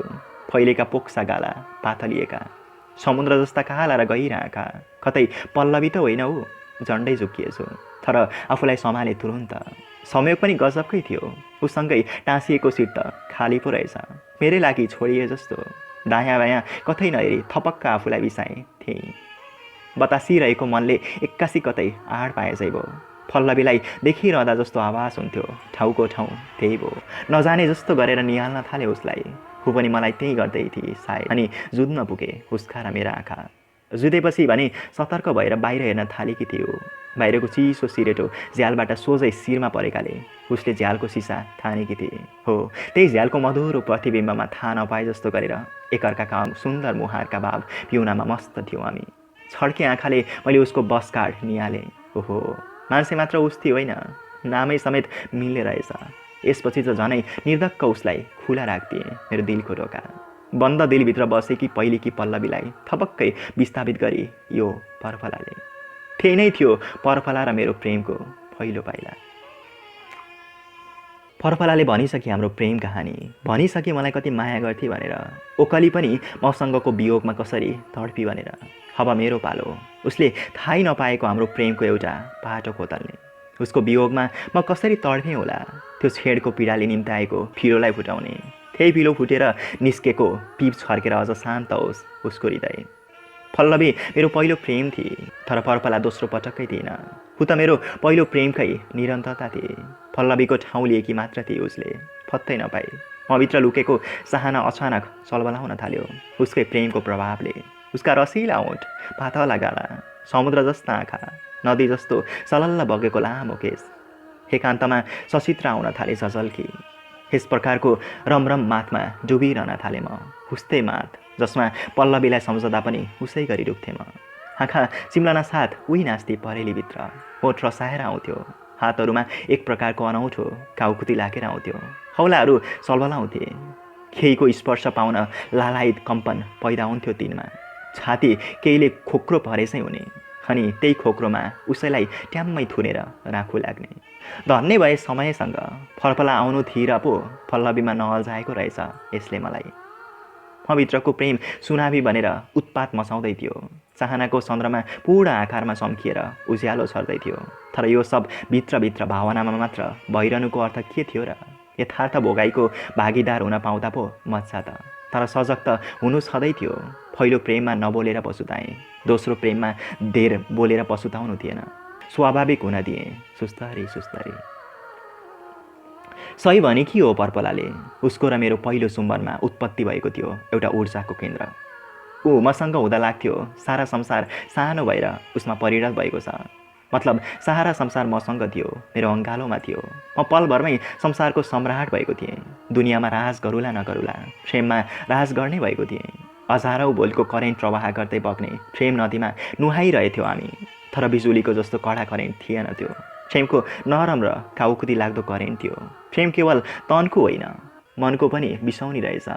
मेरो सपनालाई गहिरो गरी अर्थबोध गर्न सक्ने उही मात्र थिए। ऊ सामु म निर्धक्क आफ्नो लक्ष्य राख्न सक्थेँ।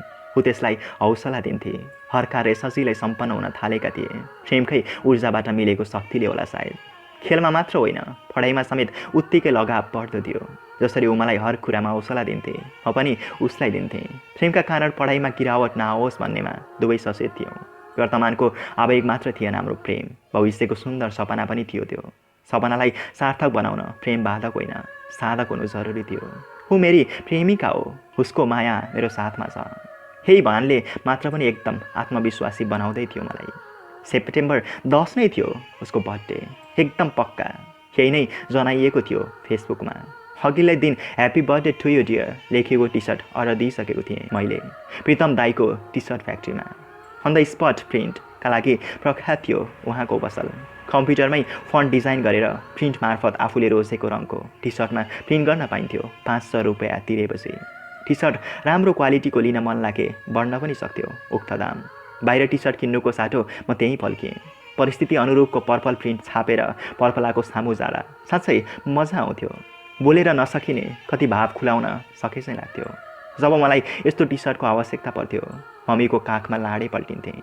मम्मीले मेरो माग बमोजिम एउटा हात्ती ट्राउजरको खल्तीमा छिराइदिनुहुन्थ्यो। यही दिन ठुलो सरप्राइज दिन चाहन्थेँ म। परीक्षाको धुनमा उसले बिर्सेर के भयो मैले त सम्झिएको देखाउन चाहन्थेँ।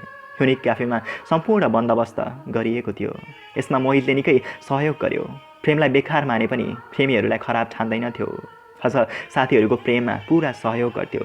कोही केटाले कसैलाई मन पराएर धक मानिरहेको थाहा पाए निर्धक्क उनै प्रपोज अघि सारिदिन्थ्यो। तर प्रेममा परिसकेपछि भने रोमियो र जुलियट लैरा र मजनु भन्दैन जिस्काउँदै हुरुमत लिन्थ्यो बेला बेला। अनि जुलियटसँग भयो त चक्कु चक्कु। सरप्राइज प्याकेट बन्दोबस्त गर्दै गर्दा मोहितले सोध्यो। प्रश्नको यो अन्तिम शब्द सेक्सका लागि प्रयोग गर्थ्यो। खोइ नयाँसँग सम्पर्क हुने भयो भने भनिहाल्थ्यो याहु आज नयाँ मालसँग चक्कु चक्कु। लज्जा मिश्रित मन्द मन्द मुस्कुराएँ म। बुझिहाल्यो उसले त्यस्तो केही पनि भएको छैन कि ठाउँ नपाएर हो रोमियो। एकछिनमै मिलाइदेऊला चाहिँ भावले सोध्यो उसले। म फेरि मुस्कुराएँ मन्द मन्द। बुझ्नबाट उखिन चुक्थ्यो। ल हिँड अहिले मिलाइदेऊला। थान्दै गरेको चुरोटको ठुटो एस्टेमा ढोसेर ऊ चुरुक्कै उठ्यो। युनिक क्याफेमा पर्पलालाई दिने सरप्राइजको सम्पूर्ण बन्दोबस्त गर्दा 10 मात्र बजेको थियो। अझै 1 घन्टा बाँकी थियो उनीहरू आउन। उसले मलाई सिधै अनामनगरको सानो गणेश मन्दिरमा पुर्यायो। त्यहाँबाट केही भित्र छिरेपछि आइपुग्यो एउटा चल्तीको चिया दोकान। मान्छेका गफैले कोलाहल मच्चिरहेको। खुनो खोजेर टेबल ओगटेको केही बेरमा मोटे मोटे कालो चस्मा लगाएका एकजना दाई आइपुगे जसको रुम मिलाइदिँदै थियो मोहितले मलाई। हा हा हा अट्टहास गर्दै टुल तानेर बसे ती दाई। मोहित मुस्कुराए मात्रै। डल्लु डार्लिङ 3वटा स्पेसल चिया बनाऊ त। दाईले अर्डर गरे। रातो तर मैलो टी सर्ट लगाएको 13-14 वर्षको केटो बाख्राको खोर जस्तो साँगुरो किचनमा उभिएर ठुलो दिउरेमा बसाइएको चिया चलाउँदै थियो। त्यसले हामीतिर पुलुक्क हेऱ्यो र ठुलो ट्रेमा अटेस मटेस खादिएको गिलासमा चिया तुर्काउन थाल्यो। अनि के हो मोतु आज पनि छुकु छुकु। दाइले मोहितको कानमा चोरौँलाले हल्का हिर्काउँदै लयात्मक पारामा सोधे। मलाई होइन दा आज मिल्यो भने यसलाई चाहिएको छ। सिधै मलाई औँल्यायो उसले। हा हा हा तिमीलाई पनि सकु सकु। तिमीले ममाथि आँखा गाडेर लयात्मक तालमा सोधे। लाजले बुदुक्कै भए म। नाम के हो तिम्रो? बल्ल लयलाई थन्काएर सोध्यो उसले। बबिन मैले भने। वाओ तिम्रो नाम बबिन मेरो नाम Sabin. It resembles so you are also very fast. हा हा हा। यसपटकको अट्टहासमा मोहितले पनि साथ दियो उसलाई। कहाँ फास्ट हुनु दा बल्ल बल्ल आज चान्स मिलाउला जस्तो छ यत्तिका महिनापछि। अट्टहासपछि मोहितले भन्यो। त्यतिखेरै ट्रेमा राखिएको गिलास हल्लाएर आवाज सुनाउँदै आइपुग्यो डल्लो। सुरोट पनि चाहिन्छ? आँखालाई अलिकति चौडा बनाउँदै सोध्यो उसले। जा लिएर आ। सबिन दाइले चिया सुर्क्याउँदै हराए। डल्लो दौडियो। एउटाले हुन्छ 2टा किन? सबिन दाइले काने खुसी गरे। डल्लुले पनि सायुती मार्यो। राख्नु र राख्नु भरे चाहिँदैन। अनि उस्तै अट्टहास छाड्दै सबिन दाइले पर्सको चेपमा त्यो चुरोट च्यापे अनि 5 को नोट निकालेर त्यो केटालाई दिए। अनि मात्र अर्थ खुल्यो त्यो उसको गुप्त व्यापार रहेछ। यही व्यापारले दिनको 50 ज्याक हानेर अनामनगर मोमो सेन्टर धाउँछ रे डल्लु। सबिन दाइले सुनाए। डल्लुले हत्तपत्त 5 को नोट गोजीभित्र हाल्यो र ट्रे छातीमा टाँस्दै हामीतिर हेरिरह्यो। कस्तो टिठलाग्दो हेराइ। मलाई त ठ्याक्कै कालुदाईको प्रतिरूप लाग्यो। व्यवस्था उही स्थान र परिवेश मात्र फरक। एक मन त लाग्यो दुःखले कालुदाई बढ्नै नपाई डल्लु भनेर यहाँ आइपुगेका होइनन् कतै। तर मनलाई भावुक पार्ने बेला थिएन त्यो। चियाको अन्तिम स्वरूपसँगै भावनालाई पनि सखाए मनभित्रै। सबिन दाइको खिचडी कोठाएर चाबी लिएपछि फर्कियौँ। युनिक क्याफेमा पुगेर पर्खेको 5 मिनटमै आइपुगे पर्पला, आयुष्मा र सुरज। पहिले बर्थडेको सरप्राइज अनि अर्को सरप्राइज दुवै दिने योजनामा डुब्दै थिएँ म। तर त्यो सरप्राइज टिकेन 1 मिनट पनि। झरेको सिसा चाहिँ ठुक्रियो मन। व्यक्त गर्नै नसकिने जिन्दगीकै सबैभन्दा ज्याद्रो रिस उठेको थियो त्यसबेला मलाई। खुसीको खानी मात्र होइन रहेछ प्रेम। सोचे अनुरूप नभइदिँदा यही प्रेम बन्दो रहेछ रिसकी रानी। कटुताको कालो कुहिरोभित्र रुमलिँदाको छेड एकदमै कष्टदायी थियो। पर्पलालाई पनि त यस्तै भएको रहेछ। जब आफूसँग भएको प्रेम गुमाइन्छ तब भयङ्कर रिक्तताको अनुभव हुँदो रहेछ। प्रेम हुँदा संसारको सम्राट थिए, नहुँदा सडकको भिखारी भएछु। सत्ता गुमाएर सुरुङ पस्न बाध्य हिटलर समेत म जति दुखी थिएन सायद। उसँग त्यस क्षण प्रेमिकाको साझो थिएन। खुबिनाको हरेक पलले पर्खाइका पीडा बनेर किल्छ्याए मलाई। त्यतिखेर उठेको रिस त कहाँ बेपत्ता थियो कहाँ। अब उसैले माफी मागेर बोल्दै आउँछ भने लागेन मलाई। मै झुक्नु थियो। मैले नै सरी भन्दै म्यासेज गरेँ उसलाई। प्रेमका लागि झुक्नुमा किन पो अपमानबोध हुन्थ्यो र। उल्टै आफ्नै प्रेम दरिलो भएको गर्वबोध भइरहेको थियो। उता सुरज र आयुष्माको प्रेमले भने ब्रेकअपको पासो लगायो। एक दुई पटक त हामीले प्यासअप नै गरिदिएका थियौँ। तर भिरतिर लागेको गोरुलाई एकचोटि पो फर्काउन सकिन्छ। फालै हान्ने नियत छ भने सधैँभरि निरीक्षण गरेर कहाँ सकिन्छ। कसरी सकेका होलान् त्यसरी एक अर्कातिर मुन्टो बटारेर बस्न। असम्म लाग्थ्यो मलाई। तिनीहरूले जे गर्थे त्यो पनि प्रेम नै थियो र। प्रेमका पनि प्रजाति हुन्छन् र। प्रेममा अपेक्षित नचिँदा नआउँदा निराश बनिदो रहेछ। अनावश्यक पीडाले फुल्दो रहेछ। त्यो बुझेँ मैले। उसँगको सामिप्य चाहँदै थिएँ मैले एकान्तमा। अझ नजिकको, अझ झन् कसिलो। तर सोचिन छु मैले समीपताले हत नागेपछिका नतिजा उसको चाह अनुरूपका भएनन् भने। अनि उसका उत्पन्न पीडाको उपचार गर्ने क्षमता ममा कहाँ। हुस्सुले धरतीलाई छोपे जस्तो यो कुराले मेरो दिमागलाई छपक्कै छोप्यो। हुस्सु त घाम छिप्पिएसँगै हट्दै जान्छ। तर मेरो मनमा लागेको संशयको हुस्सु झनै जमेर बस्यो। परीक्षा नजिकियो। गलत बर्थडे किस्साले कुदिएको मनलाई फुकाएर पूर्ववत सम्बन्धमा फर्किसकेका थियौँ हामी। चाहनालाई चुइक्क कसी मनभित्रै थन्काएर पढाइमा केन्द्रित हुन थाल्यौँ। दिनमा 2टा म्यासेज र मिलेका दिन राति आधी घन्टा फोन। त्योभन्दा बढी के नै चाहिन्थ्यो र। रातभरि निद्रा बिथोल्दै पढाइ बिगार्दै सिरकमा गुम्सिएर गुनगुनाउनै पर्छ र प्रेममा। मनको हुस्सु त अझै हटेको थिएन। त्यसबाट बस्न दिमागको दह्रो ज्याकेट लगाएँ। त्यही ज्याकेटभित्र सुरक्षित बसेर परीक्षाको तयारीमा केन्द्रित भएँ। मोहित दिन बिराएर आउँथ्यो मेरोमा पढ्न। अरू बेला चाहिँ ऊ पढ्ने बेला पनि आफ्नो मौलिक तर बिन्दास कला प्रयोग गर्थ्यो। बिचबिचमा रमाइलो ठट्टा गर्थ्यो। एकनासको पढाइले पार्ने पठ्यारलाई छेउ पर्न दिँदैनथ्यो। त्यस्तै ठट्टाको समयमा उसले भन्यो, ओए भेट्दैनस् तेरीलाई अब? अस्ति त तेरो ब्याड लक भइगयो। साँच्चै मनमुटाको तुसलाई उसँग भेटेरै मेट्न मन थियो मलाई। सायद पर्फलालाई पनि त्यस्तै लागेको थियो होला। मौका मिले त भेट्नु हुन्थ्यो। त्यसो भए मिला न त मौका। मैले गर्नुपर्ने गरिदिइहाल्छु म। त्यही साँझ मैले पर्फलालाई भेट्ने प्रस्ताव राखेँ। उसले स्वीकारी सहजै। आउने शनिबार तय भयो डेट।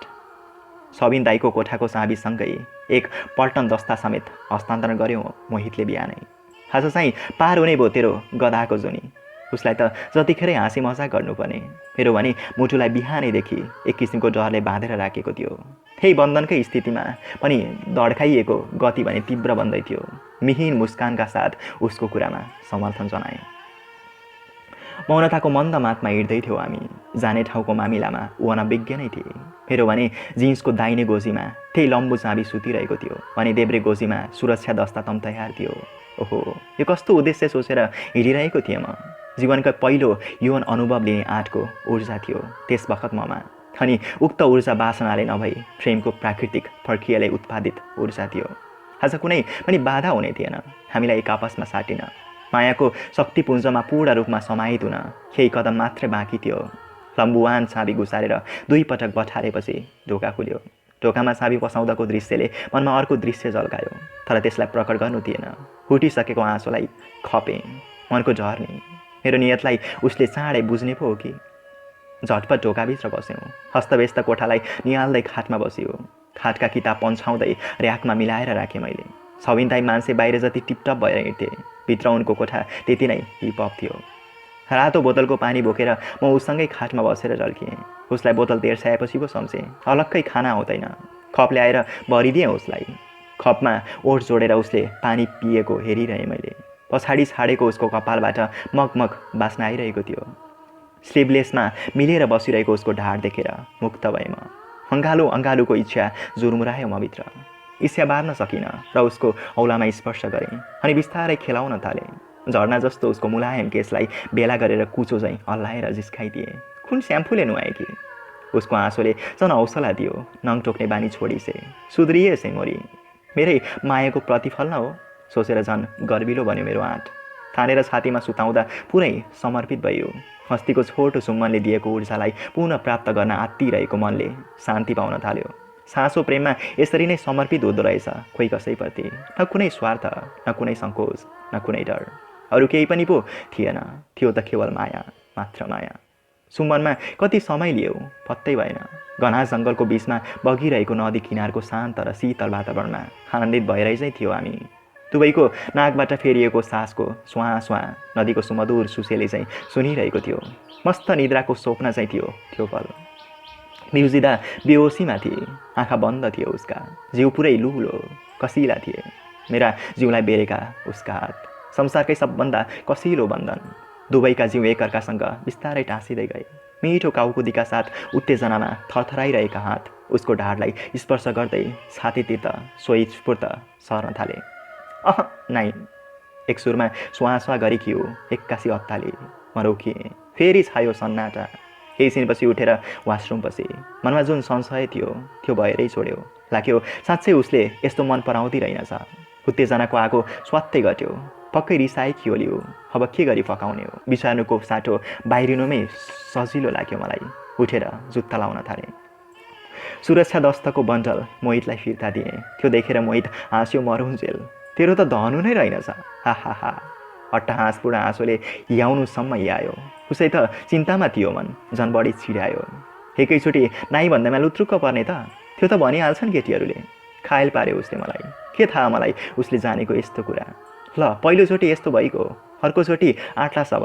अनि फकाउने कला पनि जानिराख। गुलाबको फुल र चक्लेट लग, मक्ख बनाउनुपर्छ के पहिले, अनि पो हो त बिस्तारै थाल्ने। गजब गजब खाइडिया सिकायो उसले मलाई। तर मनमा भने त्यसो गर्दा ऊ रिसाउली भन्ने डरले डेरा जमाएकै थियो। रिसको रापमा अस्ति नै काबु भइसकेको। फेरि यस्तो चापमा पर्न किन पो चाहन्थेँ म। चाहना एकातिर, चिन्ता अर्कोतिर। प्रेमका सुरुवाती पाइला चालिरहेको प्रेमीहरू यी दुई बीच पेन्डुलमसरी हुँदा रहेछन्। यता चाहनाले चम्काउने, उता चिन्ताले चुइखाउने। पहिले त उसँगको सम्बन्धलाई उस्तै पारिहाल्नु थियो, तर त्यति गाह्रो भएन। उसैले मिसकल मारेकी थिए पहिले। सोच्यो जति रिसाएकी त कहाँ रहेछ र। त्यसपछि भने डरको डोरी खुकुलियो अलिकति। म्यासेज गरेर तुरुन्त च्याटमा बोलाइहालेँ उसलाई। किन नसोते कि यत्रो बेर। कुरा हुँदै जाँदा सोधेँ मैले, हेर न निद्रा नै आएन। किन नआएको निद्रा? खै किन? बोल्दै जाँदा मैले सोधेँ, आज किन डराकी? कहाँ हो? आज कि त आज। मैले नभनेरै उसले कुरा बुझोस् भन्ने चाहना मेरो। ए हि उसले बुझे। वाउ, त्यो सेड सम्झाउँदा रोमान्टिक भयो। लौ म त डराएँ। त्यसपछि डराउने चाहिँ को नि? हानी उसले जटारो। म कहाँ डराएँ? नडराएरै होला हिँड्न अतार भएको। अनि पो झसङ्ग भएँ म। मोहितले त्यसै धनु नभएको भन्या होइन रहेछ। धनु त किन नहुनु मेरो, तर भएको धनुलाई उज्याउने आँट रहेन सम्ममा। थकथक भएँ। अब फेरि भेट्ने अर्को मौका मिलाउने योजना बनाउन खटियो दिमाग। तर परीक्षा अगाडि खासै समय मिल्ला जस्तो थिएन। जे होस्, डरबाट मुक्त भएको मन भने प्रेमको रोमान्टिक आकाशमा कावा खान थाल्यो निर्धक्क। एकदमै खराब दिन थियो त्यो मेरा लागि। मैत्री देवी युथ फोरम क्लब गठन भइसकेको थियो। क्लबको आफ्नै बास्केटबल टिम पनि थियो। टिमको क्याप्टेन भए पनि अब परीक्षा अवधिभर कुनै पनि म्याच नखेल्ने निर्णय गरेको थिएँ। तैपनि पहिल्यै तय भएको एउटा म्याच भने खेल्नै पर्ने भयो। प्री टेस्ट परीक्षा सकिएको केही दिनमा हुने भएकाले खासै समस्या थिएन खेल्न।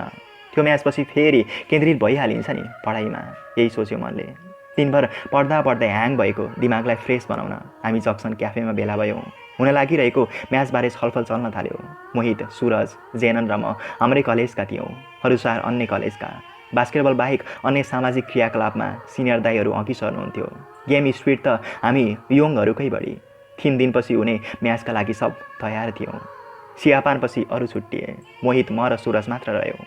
मोहितले सुरजमाथि एकटकले आँखा गाड्यो र भन्यो, खुब ट्रेजिक देखिन्छस् त हिरो। हिरोइनको यादले सतायो कि के हो? फुपू मायालु सम्झाइदिए पुग्यो सुरजलाई। सर्कियो, जङ्गियो र जवाफ फर्कायो, त्यसको कुरा नगर भन्या होइन। बुत्राको ट्रेजिक, खुट्टा भए जुत्ता जति पनि। हा हा हा। ए त्यसो बात नखुट्टा, त्यो जुत्ता अनि पसो त खुट्टो जुत्तोभित्र। मैले सकिनँ खपिरहन हाँसो फुत्की गयो। बदलामा सुरजले रिसाहा साँडेले चाहिँ आँखा पछार्यो अनि गम्भीर भए, मानौ मेरो सहानुभूति उतैतिर छ। तेरो पेच ढिला छ, बुझ्दैनस् क्या हो? सकु भयो कि भएन भनेको हो। मोहितले अझ पेल्न थाल्यो। त्यही भएन र त छोडेको। कति टर्चर दिइराख्न सक्या हो, चल्देको म। सुरज जुरुक्क उठ्यो र चल्दी पनि गयो। सुरज चल्दैपछि चुरोट चल्कायो मोहितले र गोल गोल बनाउँदै त्यसको सर्को फाल्यो। ट्रेजिक मुटु बोकेर हिँडेको मान्छेले सहदैन यस्ता कुरा। हा हा हा। मलाई त यसमा भन्नु केही थिएन। विश्वस्त थिएँ त्यति छिटो टुक्रिने प्रेम होइन हाम्रो। मैले त बोक्नु पर्ने छैन अब कहिल्यै त्यस्तो ट्रेजिक मुटु। खाने छैन वियोगले अब कुटु कुटु। अस्ति त त्यस्तै भइगयो। तेरो ब्याड लक रहेछ। अब कहिले मिलाउँछस् त सायद? उसले त्यही कुरालाई सङ्केत गर्दै सोध्यो। खै, परीक्षा अघि त्यसको सोचै नराखेको मैले अनिश्चितताको सङ्केत गरेँ। हस्तीको कुराले कन्फिडेन्स घट्यो कि के हो रोमियोको? पहिलोचोटि यस्तै हुन्छ, डर हुन्छ। जसले डरलाई उछिन्यो त्यसले जित्यो। डरपोक त थिएन म, स्वीकारेको थिएँ। त्यसबाट अघि बढ्न नसक्नु मेरै कमजोरी हो। तर त्यही बेला कहाँबाट सेन्स अफ ह्युमर प्राप्त भयो अचानक भनेछु। त्यसो भए डिउ पिउँ त? डरकी आँखी जिते। हा उही हो डिउले त, चिसोले झनै सुताउँछ जोस्। उसकै अट्टहासको खिसी गर्न मन लाग्यो। हाँसिदिए त्यही स्टाइलमा। हा डिउ त त्यस्तै हो भाइ, एक्सिस दिन्छु तँलाई। त्यो लिइस् भने आउँछस् ओभर हिटमा। के? उसले पर्झिक्दै भन्यो। बाउको मेडिकल भएको के काम? अनि हल्का निलो रङको एउटा ट्याब्लेट मतिर तेर्सायो। ला राखिहाल पर्समा। के हो यो? उत्सुक हुँदै सोधेँ। जोसको औषधि। कति बेर खाने? के गर्छ यसले? उत्सुकता अझ आकाशिँदै थियो। खाम थाल्नुभन्दा आधा घन्टा अघि, बुझिस्? अर्थी दिन थाल्यो। केही हुन्न अनि? तेरो बाजे मलाई हेर, भएको छ केही? मलाई ढाकेर बसिरहेको संशयलाई हटाउने उपाय यही पो हुन सक्छ कि कतै? अनायासै मुस्कुराउन पुगेछु। हेर त मजुनु मस्केको। हा भर्जिन राखेको होस्, डोज नपुग्ला। 100 mg लैजा। हकीको फिर्ता लगी अर्को निकालेर मेरो पर्समा कोसिदियो। तर लैला स्योर भएपछि मात्र खालास, नत्र पत्काउलास भित्तो। दुवैजनाले छाड्यो अट्टहास। हा भित्तो त जक्सन क्याफेको पो भत्किएन झन्डै। उसँग भेट्न एकदमै हतारमा थियो तन मन। योजना बनाए। मोहितले फेरि उद्धार गरिदियो, स्थान र सुरक्षा दुवै जुटाइदिएर। युद्ध मोर्चामा डट्न दौडेको योद्धा चाहिँ महसुस भइरहेको थियो मलाई। सम्पूर्ण हात हतियारले सुसज्जित पनि थिएँ म। हस्तीको चाहिँ जिन्सको दाहिने गोजीमा त्यही लम्बु चाबी सुतिरहेको थियो भने पर्सभित्र तैनात थिए पल्टनेहरू र मोहितले दिएको जोसको दबाई। उसै गरी खोले चाबी। यसपटक पसेको चाबीलाई हेर्दै हाँसे। खिस्छ। उसले पनि केही बुझी पक्कै हाँसी उसै गरी भित्र पुग्नासाथ खाटमा बसे। म पनि उसको छेउ यसो के बसेको थिएँ। डर भन्ने जन्तु कहाँबाट हो उफ्रिएर मनको आँगनमा आइपुग्यो। धड्कन तेज भयो। माथिल्लो पेटमा चिउँ भएर आयो। एक्कासी तुरुक्क चाहिँ भयो। खान्सी औलो कुप्रियाउँदै सर्टको सिम्बल देखाएर बाथरुम लागेँ। थुर्काएपछि आनन्द भयो। अनि जसो सम्झेँ जोसको दबाई बिस्तारै निकालेँ। किन हो हात त थरथरी काँप्दै थिए। केही हुने पो हो कि दोधारमा थिएँ। अचानक मोहितलाई सम्झेँ। उसलाई केही नभएको, मलाई पनि के होला र? ट्याब्लेट छोडाएँ। खोललाई पर्समै चेपेर गोलीलाई मुखमा हालेर चुस्न थालेँ। तितो लागे पनि त्यसलाई घटाउन थालेँ। आधा जति भएपछि कोठामा फर्किएँ।